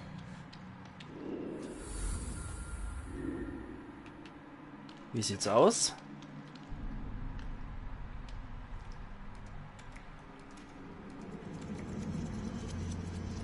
Sind wir jetzt wieder in einem Kellergebiet? Sieht so aus, ja. Union Power und Gas. Ja, genau. Genau, jetzt sind wir hier in dem Bereich.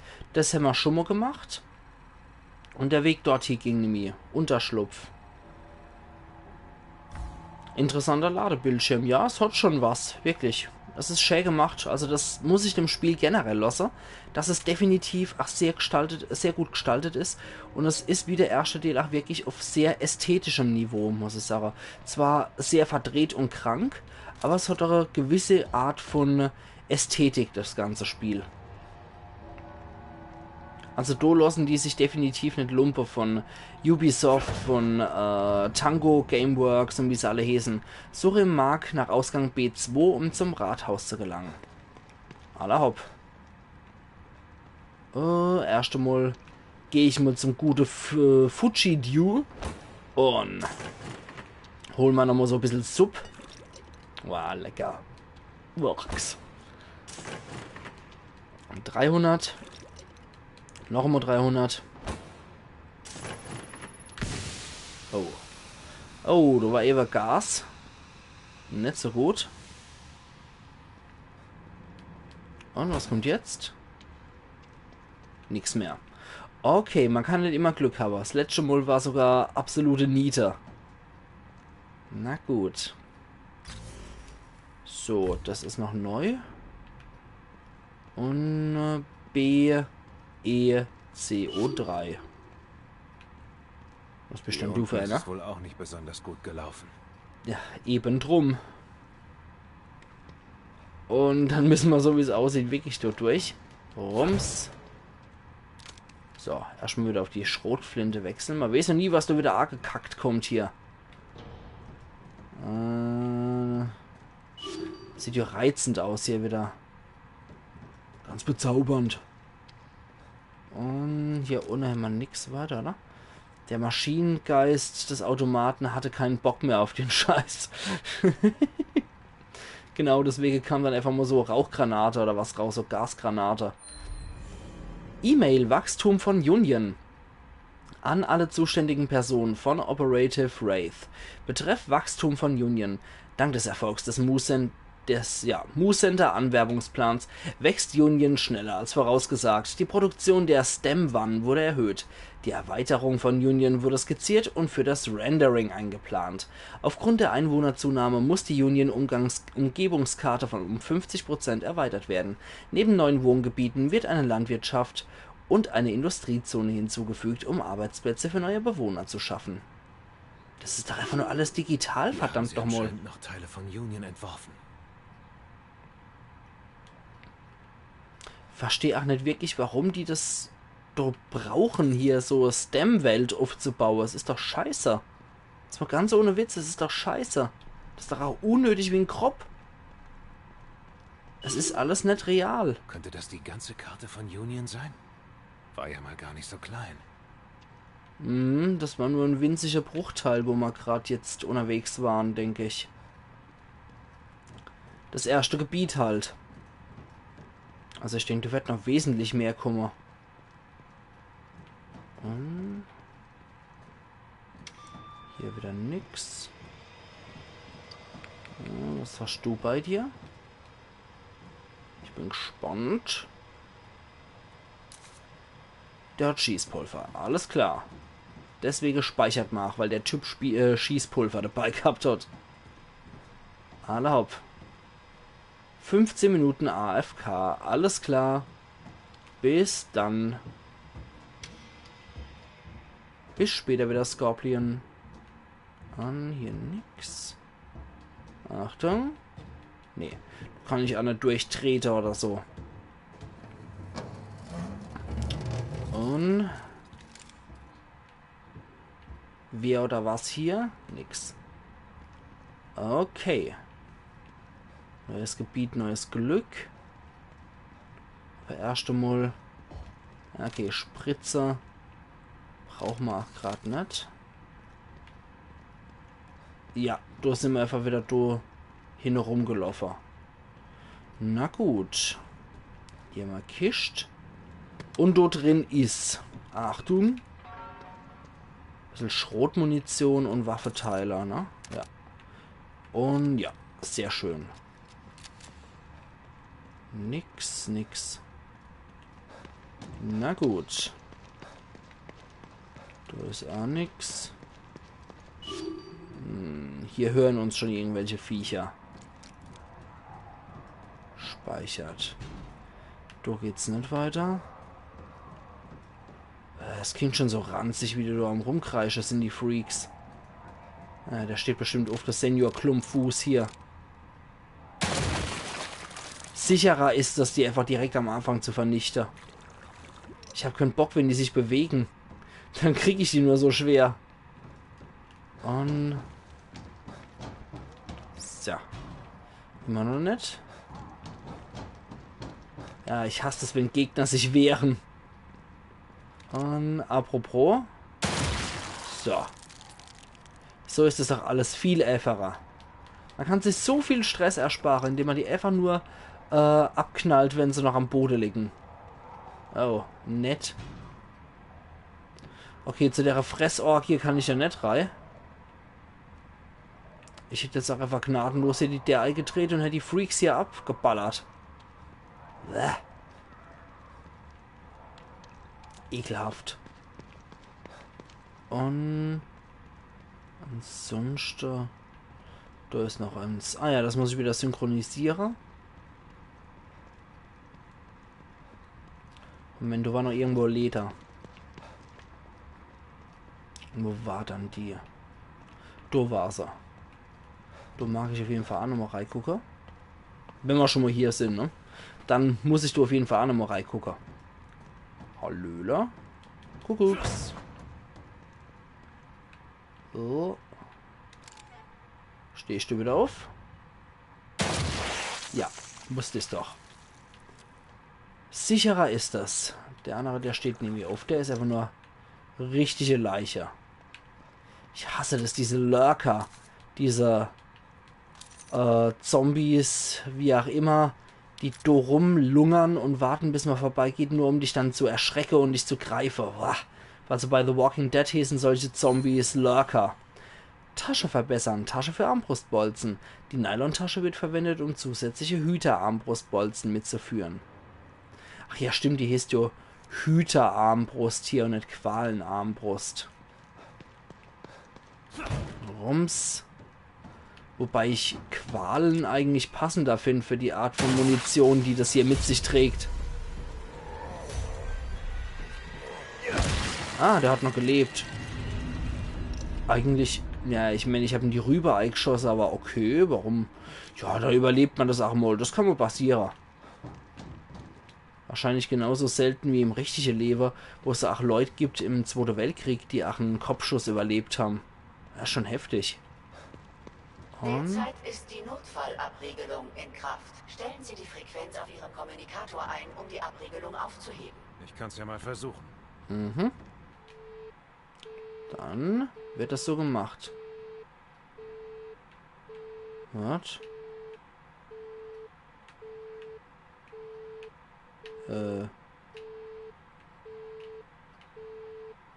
Wie war das dann? Oh Gott, ich habe schon wieder vergessen, wie das funktioniert. Amplitude anpassen mit dem linken Stick, aber...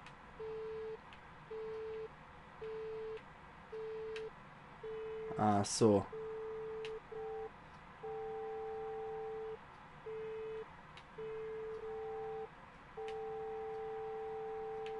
Moment. Ne, das ist zu viel. So circa, oder? Hör auf zu seufzen, ich weiß.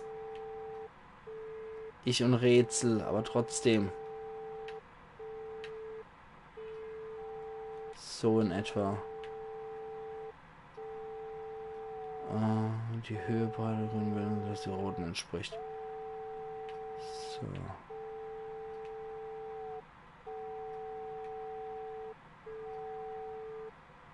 Nee. So. So, Herr Mass. Na also. Oder? Ja, entriegeln. So geht's doch. Bitte auf den Systemneustart der jeweiligen Anlagen warten. Okay. Notfallabriegelung im Freizeitbereich aufgehoben. Bitte warten. Ich hab's doch gewusst, dass sowas jetzt kommt. Hört doch nur mal die Musik an, der ist von Grund auf böser. Und von Grund auf hässlich ist er auch noch.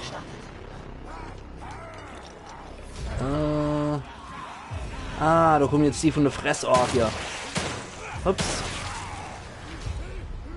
War ja klar, dass die Partygäste hier auch noch kommen. Spell schieße ich da auch noch mal vorsichtshalber ab. Ich hätte gedacht, den könnte ich noch tottreten. Aber okay. Wo bist du dann? Ekliger Kasper. Sicherheitsanlage aufgehoben. Bitte warten. System wird neu gestartet. Wer plättern hier so ekelhaft? Bitte lass es nicht die Geistergretel sein, sonst tick ich echt aus. Ach Gott sei Dank, nur so Gollum-Fra wieder. Die macht ja glücklicherweise nur so Klickergeräusche. Wo bist du dann? Gollum-Frau. Alter! Erschreckt mich doch zu Tod. Wie schnell die immer sind. Alter! Sag mal, kannst du mal aufhören?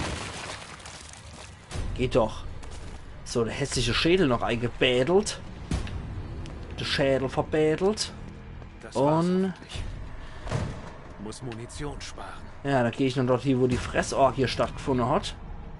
Ja, ne, ich glaube, bei dem ist alles in Ordnung. Neustart abgeschlossen. Notfallabriegelung vollständig aufgehoben. Okay. Das war ja glücklicherweise nur so kleine Arena. Okay. Dann können wir jetzt auch da lang. Da war nämlich nichts, wo die Fressorgie gefeiert haben. Und... hier ist nix. Ne, BO2, BO4. Okay. Die Gollum-Frau ist wie die Witch aus Left 4 Dead. Ja, hat schon ein bisschen was davor. Stimmt. Definitiv. Und wer sagt das? Sagt das Syltrakar selbst oder sagt das Skarin? Ich weiß nicht, wer von euch Left 4 Dead gespielt hat. Okay, das war mal ausnahmsweise ein harmloser.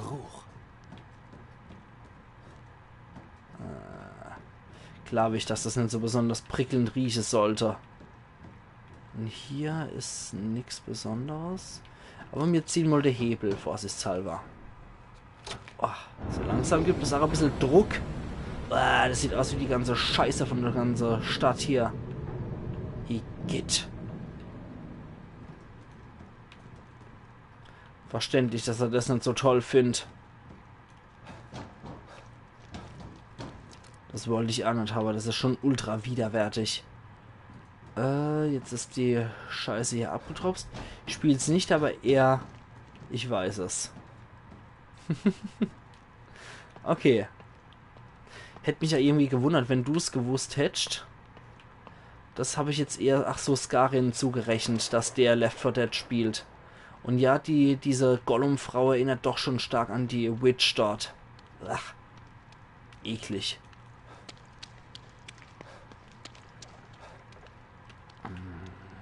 Wie sieht's dann hier noch aus? Ach, wie ekelhaft hier die ganze Scheiße zu latsche. Und hier gibt's noch was? Hat noch ein bisschen Munition bei sich. Und ja. Tue ich auch. Wer tut was immer noch? Das muss ich jetzt nochmal erklärt kriegen. Weil solche Aussage immer so 10 Sekunden, nachdem ich sie getroffen habe, weiß ich dann schon gar nicht mehr. Seit Release vom 1er. Okay. Sind ja auch sehr coole Spiele, muss man sagen. Ich will nicht die Leder benutzen, ich will das Zeug hier nehmen, was der gehabt hat. Ja. Dann gucke ich mich aber erst nochmal hier im Gang um. Oder beziehungsweise hier in der. Na gut, war nix. Passiert. Und hoch. Scarin, ich Left 4 Dead spielen. Sehr gut. Jetzt kapieren, Yankee. Nee, ist aber auch definitiv sehr gutes Spiel. Hat mir sehr gut gefallen. Sowohl der 1er als auch der 2er, wobei der 2er natürlich etwas, sagen wir mal, monumentaler war. Also es ist definitiv eine sehr coole Reihe, vor allem wie übel diese Invasion teilweise ist. Du stehst draußen und dann kommt diese ganze Giganto-Horde angewatschelt. Also, Gewitter Keidel, das kann schon richtig übel enden. Und ist ziemlich cool gemacht. So. Das ist also das schlimme Gasleck. Danke, O'Neill. Ohne das Teil hier würde ich es niemals schaffen. Oh, cool. Jetzt hat sich ja die Perspektive verändert. Entzündlich? Mist. Dann kann ich keine Schusswaffen einsetzen. Das höre ich nicht so gern. Kann ich keine Schusswaffen einsetzen. Haben wir irgendwelche... Ah, natürlich. Doch, wir können doch die Harpune benutzen. Babbelt doch nicht. Jetzt spielen wir es in der Ego-Perspektive. Interessant. Vielleicht sollte ich mal eher schleiche hier in dem Gebiet. Versuchen mir die Freaks hier im Schleichangriff zu holen. Dun, dun, dun. Und? Ja, stich sie doch ab, verdammt nochmal. Geht doch. So, jetzt haben wir uns auch den Glipper. Ach, mal interessant, dass es hier so perspektivisch wechselt. Oh. Mein Fernseher schaltet sich gleich ab, deswegen... So. Ist einfach zu lang in Benutzung gewesen wieder für der TV. Deswegen war da wieder kurz zum Abschalter. Das sind anscheinend immer mal wieder so Gebiete, wo ich auch noch mal rein kann. Oh, voll in die braune Supperei. Herzlichen Glückwunsch. Flasche hat sie nur gegeben. Die Geräusche schon, wenn der rennt. So schön schmatzig. So richtig cremig der Boden hier. Herzlichen Glückwunsch. Ach. Und hier gibt's nichts mehr. Boah, ich mag ja eigentlich echt nicht solche Ego-Perspektive-Sache. Dann mag ich aber trotzdem noch gucken, was es hier gibt. Ah, nee. Hätte ja sein können, dass hier eventuell was ist. Das Geräusch. Igitt. Igitt. Sind auch gar keine Riesling-Flaschen mehr. Ja, ja. Leider keine Riesling-Flasche. Ich glaube eher, das sind so Keramikkrüge, wo die 3 Xe drauf sind, die obligatorische. Und ja, es sieht eher noch diesen Keramikflasche mit der 3 Xe aus und nicht noch normale Flasche. Kann ich ja hier hocken und tolle Musik damit machen. So schön in der Flasche Hals reinpuste. Ah, nur Ratter. Okay. Wie sieht's so aus? Ein Elektroschloss. Verdammt. Ich muss der Spur folgen. Mhm.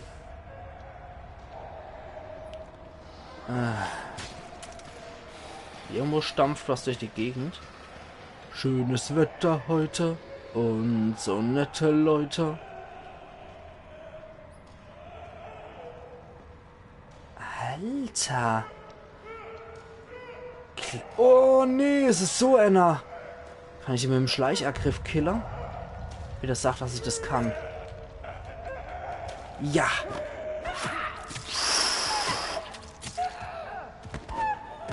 Alter. Okay. Anscheinend nicht auf M-Zug. Wir probieren es noch einmal mit dem Schleichangriff von hinten. Und... noch einmal. Oh, bringst zur Strecke das Vieh. Ach, Gott sei Dank. Bäh. Ah, na. So ein Rosettenaugerich. Die Haare sehen eher aus wie ein ganz, ganz enges Arschloch. Und der Mund ist so, oh, so Edward Munk-mäßig. Der Schrei verzerrt. Igitt. Wie widerlich. Aber glücklicherweise konnte ich das Biest jetzt auch mit dem Schleichangriff töten. Und interessanterweise braucht es hier 2 Schleichangriffe. Ich glaube, bei dem alten The Evil Within ging das nicht. Dass man solche Special Ruhelose mit dem mit so einem Schleichangriff killen konnte. Aber 2 finde ich definitiv angebracht für so ein oder so ein etwas stärkerer Ruheloser, so ein Special Ruheloser. Ja, bah, wie das Ding rumröchelt, das ist schon eklig. Das ist schon ziemlich scheppig. So. Alter. Glücklicherweise nur eine Leiche. Wie das klingt, ne, in dem Zusammenhang. Oh, glücklicherweise nur eine Leiche. Der steht nämlich auf. Mann. Also in der Ego-Perspektive ist das schon immer eine ziemliche Ecke gruseliger, muss ich sagen. Boah. Und Dido, die ist ja echt mal super eklig. Alter Falter. Und du hast auch noch so einen Kreisch Zusammenwuchs. Ach, Mann, wie eklig. Engelstatue. Wo? Muss ich anscheinend nochmal zurückgehen. Was? Wenn ihr hier irgendwo eine Engelstatue gesehen habt, dann muss das hier irgendwo sein. Moment. Ich guck nochmal. Auf der gelben Tonne, wo die Leiche von der Decke fiel. Ah, okay. Dankeschön. Ja, ich sehe sie. Ja. Sehr gut. Dankeschön. Die hätte ich wieder nicht gesehen. Leichenschrankschlüssel. 5 von 32. Wahrscheinlich habe ich die Hälfte schon wieder übersehen. Aber ich probiere es halt immer wieder. Ich probiere mitzunehmen, was ich kann. Und glücklicherweise passt ihr beim Stream mit auf. Das ist auch wieder sowas äußerst Praktisches. So. Oh Mann. Ohne Momento. Ich will erstmal die Sicherung nehmen. Und was ich eventuell noch hier in dem Raum kriege. Boah, also da muss ich auch sagen, spieltechnisch ist das schon sehr interessant, dass sie das jetzt so geändert haben. Dass man da dann wirklich in der Perspektive einfach sich ändert. N2, N2, 3, 4 und 5. N2, 3, 4, 5. N2, 3. Ah, nee, Quatsch. So. Hoffentlich hat das was gebracht. Ah, der Red 8 ziemlich glaubwürdig, wie man durch die Gasmaske halt spricht. Mit seiner Mülleimer-Stimme. Ach ja. Boah, wieder einem Ekelfreak vorbei. Das wäre echt hässlich, wäre ohne Schusswaffe. Da musste ich jetzt halt wirklich mit Schleichangriff arbeiten. Anders wäre das nicht möglich gewesen. Und... so, wieder raus aus der Hölle. Gott sei Dank. Die Maske roch fürchterlich. Naja, ich glaube, die Scheiße da außenrum hat noch viel fürchterlicher gestunken, aber wer bin ich, dass ich mich beschwer? Dann... Sehr schön, haben wir jetzt wieder unsere gewohnte Perspektive. Wobei diese Ego-Perspektive fand ich eigentlich auch ziemlich cool. Macht das Ganze noch ziemlich viel gruseliger. Nummer. E-Mail-Erweiterung und Datenziele an alle Operatives von Operative Pilgrim. Betreff Erweiterung und Datenziele. Aufgrund des Erfolges der neuen Anwerbungsaktion nähern wir uns unseren Datenzielen. Jeder Bewohner von Union erweitert die Speicher- und Verarbeitungskapazität des STEM um 100 Exabyte. Ein Exabyte sind 1000 Terabyte oder was? Für die Aktivierung des drahtlosen STEM werden 2 Millionen Exabyte Speicher benötigt. Ausgehend von der prognostizierten Zunahme sollte dies in einigen Monaten der Fall sein. Ein drahtloser STEM sorgt dafür, dass keine kostenspieligen STEM-Waren mehr erforderlich sind und wir unser Ziel erreichen. Phase 2. Das vollkommene Eintauchen der Bevölkerung in den STEM. Die Einheitszerebralchips werden dazu dienen, Morbius-Operatives zu identifizieren und vor dem Phase-2-Signal zu schützen, das über drahtlose STEM-Sender in alle Winkel des Planeten gesendet wird. Aha, die wollten wohl hier mit dem STEM nicht gerade was Friedliches machen, sondern wollten wohl alle Leute durchpetzer, damit sie unter ihrer Kontrolle stehen. Das ist aber nicht sehr fein von denen. So, jetzt nehmen wir uns den... Oh, das war ein Normali-Spritz und kein Erste-Hilfe-Koffer. Hoppla, kann passieren. Na gut, dann gehen wir hier weiter. Wie sieht es auf unserer Karte eigentlich aus? Gewitter erleidet. Wir haben aber ganz schönes Ding hier erkundet bisher. Nicht schlecht. The fuck? Was? The fuck? Drück dich aus. Teil dich mir mit. Und an alle Zuschauer, wie gesagt, nochmal, die nicht gerade im Chat schreiben. Hallo und vielen Dank nochmal, dass ihr mit reinguckt. Hinterlasst gern ein Like, wenn es euch gefallen hat. Steht mich sehr drüber freuen und generell vielen Dank nochmal für eure Zeit, dass ihr hier beim Stream mit dabei seid. Morbius hat echt Probleme. Oh ja, das merkt man schon. Vor allem haben die auch keine Freude am Leben, wie es aussieht, weil Kidman ist ja anscheinend auch ohne Humor auf die Welt gekommen. Da könnte man nochmal reingucken. Hallo? Wer da? Ah, das ist noch was Optionales. Gut, dann gucken wir auf jeden Fall hier nochmal rein und plündern hier nochmal die Truhe. Hier drin haben wir Waffenteile und Schrotmunition. Perfekt. Die Schrotflinte ist wieder voll aufgeladen. Das ist auch wieder gut. Ist ja derzeit unser stärkste Waffe, die Schrotflinte. Hier liegen noch... Ah, hier liegt noch ein Harpunebolze. Aber wie gesagt, ich finde auch in dieser Gaswelt dort unten hätte ich auf jeden Fall auch so einen Armbrustbolze noch verwenden können. Klar, keine Explosivbolze, auch nicht unbedingt der Elektrobolze, aber ein Harpunebolze wäre bestimmt gegangen. Ich meine, die schießen ja einfach nur ganz normal. Und wenn man da mit der Armbrust abdrückt, dann entsteht ja auch kein Funke. Also, insofern... Das war bei The Evil Within 1 logischer. Da war nämlich auch mal so ein Gebiet, wo ein Gasleck war. Und da konnte man, Resonanzpunkt wurde protokolliert. Und da konnte man mit dem normalen Bolze schießen. Ich weiß, ich sehe den Kerl aber ich will mich einfach nochmal umgucken. So, da ist was. Kommunikator ausrüsten. Geht nicht. Der Zusammenbruch hat ein Gasleck in den Zugang. Und? Hallo? Hören Sie mich? Hier ist Watkins. Watkins, was ist los? Der Zusammenbruch passiert schneller als erwartet. Und jetzt ist auch das Glas betroffen. Diese Dinger versuchen einzudringen. Ich brauche Hilfe. Auf dieser Seite sind wir sicher. Kommen Sie rüber. Geht nicht. Der Zusammenbruch hat ein Gasleck in den Zugangstunnel verursacht. Und meine Atemmaske ist im Transporter. Können Sie kein Team mit einer Atemmaske für mich durch die Tunnel schicken? Tut mir leid. Wir können für Sie keine Leben riskieren. Fickt euch doch! Reizend. Erinnerungsfragmente. 8 von 24. Okay. Wie es hier jetzt weitergeht. Schauen wir mal.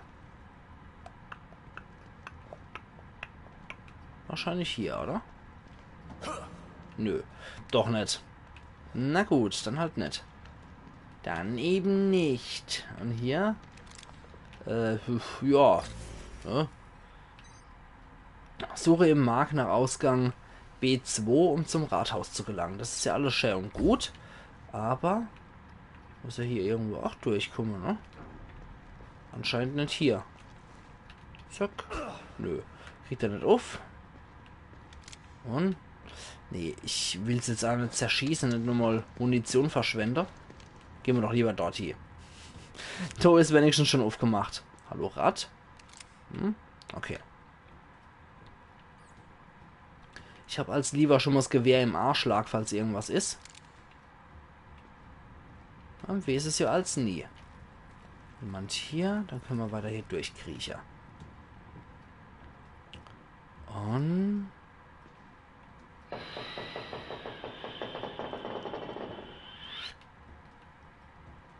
Juppala. West Access Tunnels, City Hall Accesses.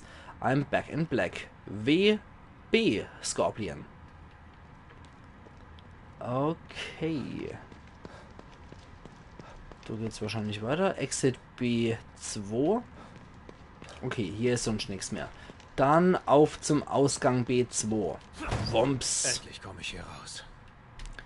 Ja, allerdings. Das andere, was ich gehabt habe zum Markt, das war ja was Optionales.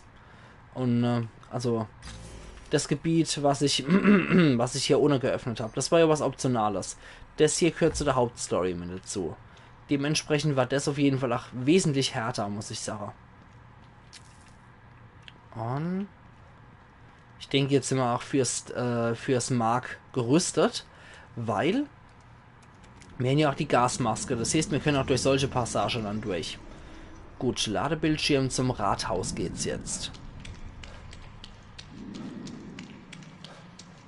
Wichtig ist ja auch nur, dass diese Tunnel uns dann zu den anderen Gebiete führen. Und da sind wir wieder. Joink.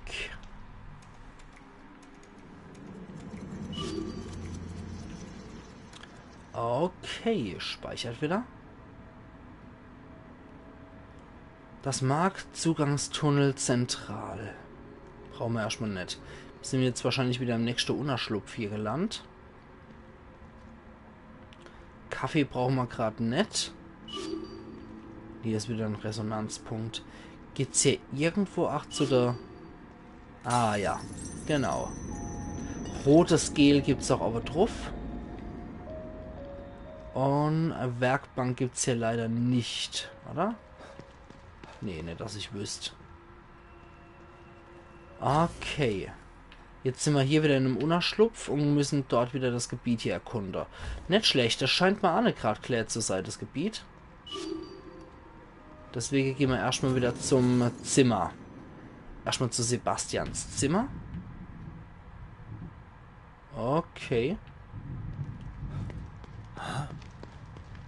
War diese Tür schon immer da? Nee. Achtung. Hier sieht es wieder aus wie in der Beacon Nervenheilanstalt, in dem Safe Room, den du gehabt hast. Zu testen. Versuchen Sie Ihr Glück, Detective. Das ist ja verrückt. Verrückt wäre es, darauf zu verzichten. Zielen Sie sorgfältig und zeigen Sie, was Sie können. Okay. Munition spielt hier keine Rolle. Das ist gut. Das ist schon mal praktisch. Das ist die Schießhalle hier, oder was? Okay.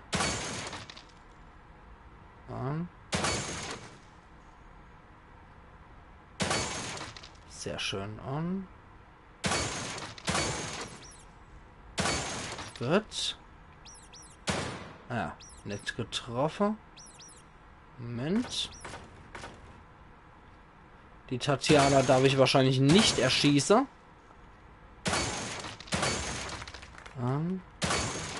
Was? Nee, sie nicht. 140 und... Verdammt. Hier. Sehr schön.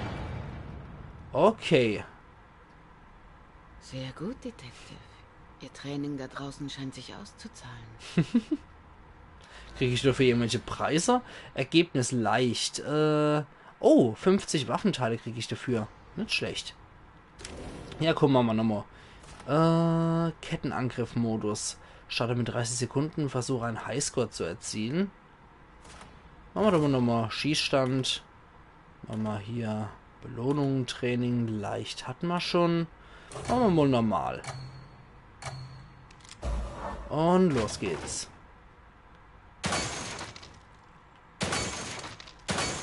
Und immer einen Kopfschuss kriege ich bestimmt nicht hier. Aber Hauptsache ich treffe alle. Ups. Und... Ja, scheiße. Gut. Und... Na. Hier. Und... Ah. Verdammt nochmal. Hopp. So. Okay. Gut, wenigstens Körpertreffer habe ich noch landen können. Oh, der Ackermanns-Heinz, das ist er. Sehr schön. Okay. Ja, das alles nur Training. Damit du im Schießstand besser wirst. Grünes Gel, 1000 Stück. Nicht schlecht. Jetzt will ich eine mal schwer probieren. Und da gibt es auch sehr schwer. Ja, probieren wir doch mal grünes Gel. Ah ja, da sehen wir ja, was es ab was gibt. Ab 2500 gibt es Waffenteile. Ab 1800, okay. Probieren wir mal auf schwer. Und mal schauen, was hier kommt.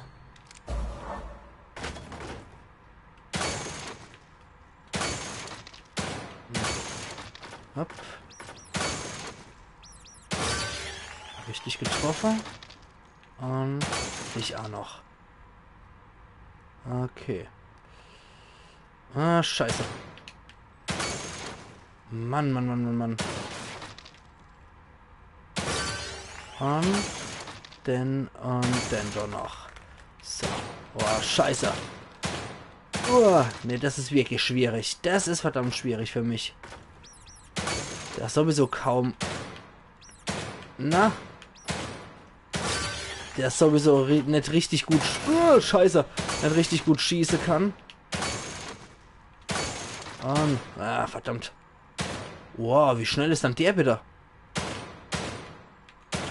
Alter. Das war hundsmiserabel. Nicht schlecht. Okay, du sagst ja nicht schlecht dazu. Das gibt immer hier 75 Waffenteile. Und jetzt probieren wir noch mal das Allerschlimmste aus. Sehr schwer. Oh, mit der Augenarena aus dem ersten Teil noch.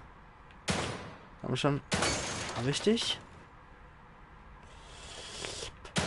Na, okay.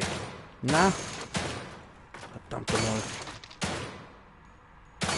Okay. Wow. Den habe ich nicht getroffen. Guckt nicht so blöd. Na. Sehr schön. Und wo die Ratte rennt. Ah, dahin. Scheiße. Boah, Alter. Der wittert du nach Keitel noch mal. Sehr schön. Und... Ah, Rovik. Okay. 1245. Das ist nicht so besonders gut gewesen. Dafür haben sie sich Applaus verdient. Da draußen gibt es bestimmt jemanden, der ihnen Beifall klatscht. Nee, nee. Wahrscheinlich nicht. Ah doch, es gibt grünes Gel wenigstens dafür. Na gut, dann mache ich jetzt mal das andere Kettenangriffsmodus. Dann probieren wir das doch mal aus hier. 7000, gebt nochmal einen Leichenkrankenschlüssel. Und... okay. Ja, ich schieße einfach mal so wild drauf los. Und... Sehr schön. Das hat doch was.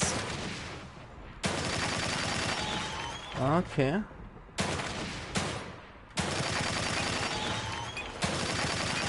Ruvik. Ja, da kommst du auch noch wenigstens dazu, den Animo zu sehen. 16.100 Punkte gibt's. Gott, wie schlecht. Ich bin enttäuscht. Ach, ein bisschen Psycho, oder? Ja. Das war wohl nicht so gut. 40.000 brauche ich mindestens. Na gut, probieren wir es halt noch einmal. Wenn er schon so rumkreicht, ich bin enttäuscht. Ja, dann ist es wohl so.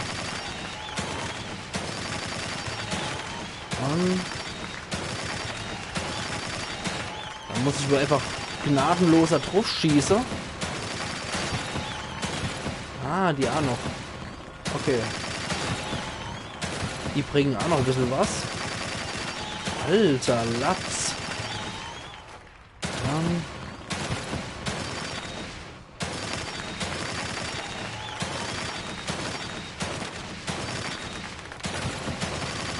Okay, jetzt bin ich auf jeden Fall mal mindestens bei der 40.000 Punkte. Ich hoffe immer noch, dass er zurückkommt. Ich glaub's eher nicht, dass der noch zurückkommt. Ganz ehrlich. Oh, hoppla, die Dinger machen Strafe. Nicht so gut.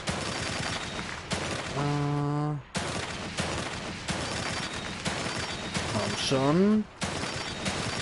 Also wie gesagt, ich glaube eher nicht, dass der zurückkommt, weil das war ja schon ziemlich eindeutig, dass der kaputt war am Ende vom Ersten. Und dass man seine Gedankewelt halt endgültig auch fertig gemacht hat. Alter. So. Dementsprechend, ich glaube, der wird nicht nochmal kommen. 52.000. Ihr Wille ist bewundernswert, aber das Ergebnis nicht so sehr. Alter. Beleidig mich doch noch. Grünes Gel und Kraut kriege ich dafür. So. Jetzt mag ich es nur noch das mal probieren. Bei 70.000 kriege ich was Gescheites. Und los geht's.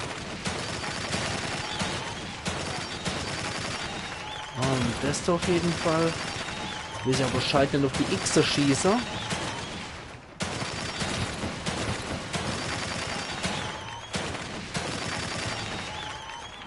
Aber auf die Dinger. Sehr schön. Und hopp. Und das. Hervorragend. So. Und noch das hier.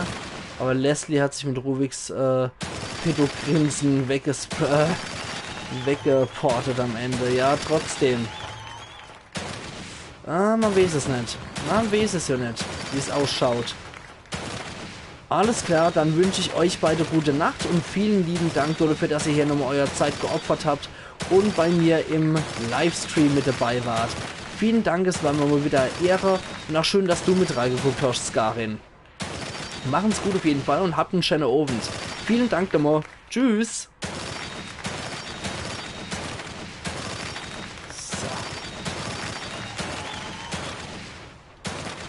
Aber ich werde definitiv immer besser hier bei dem Ding, wenn ich mich erstmal ein bisschen reingefuchst habe. Dann läuft das auch.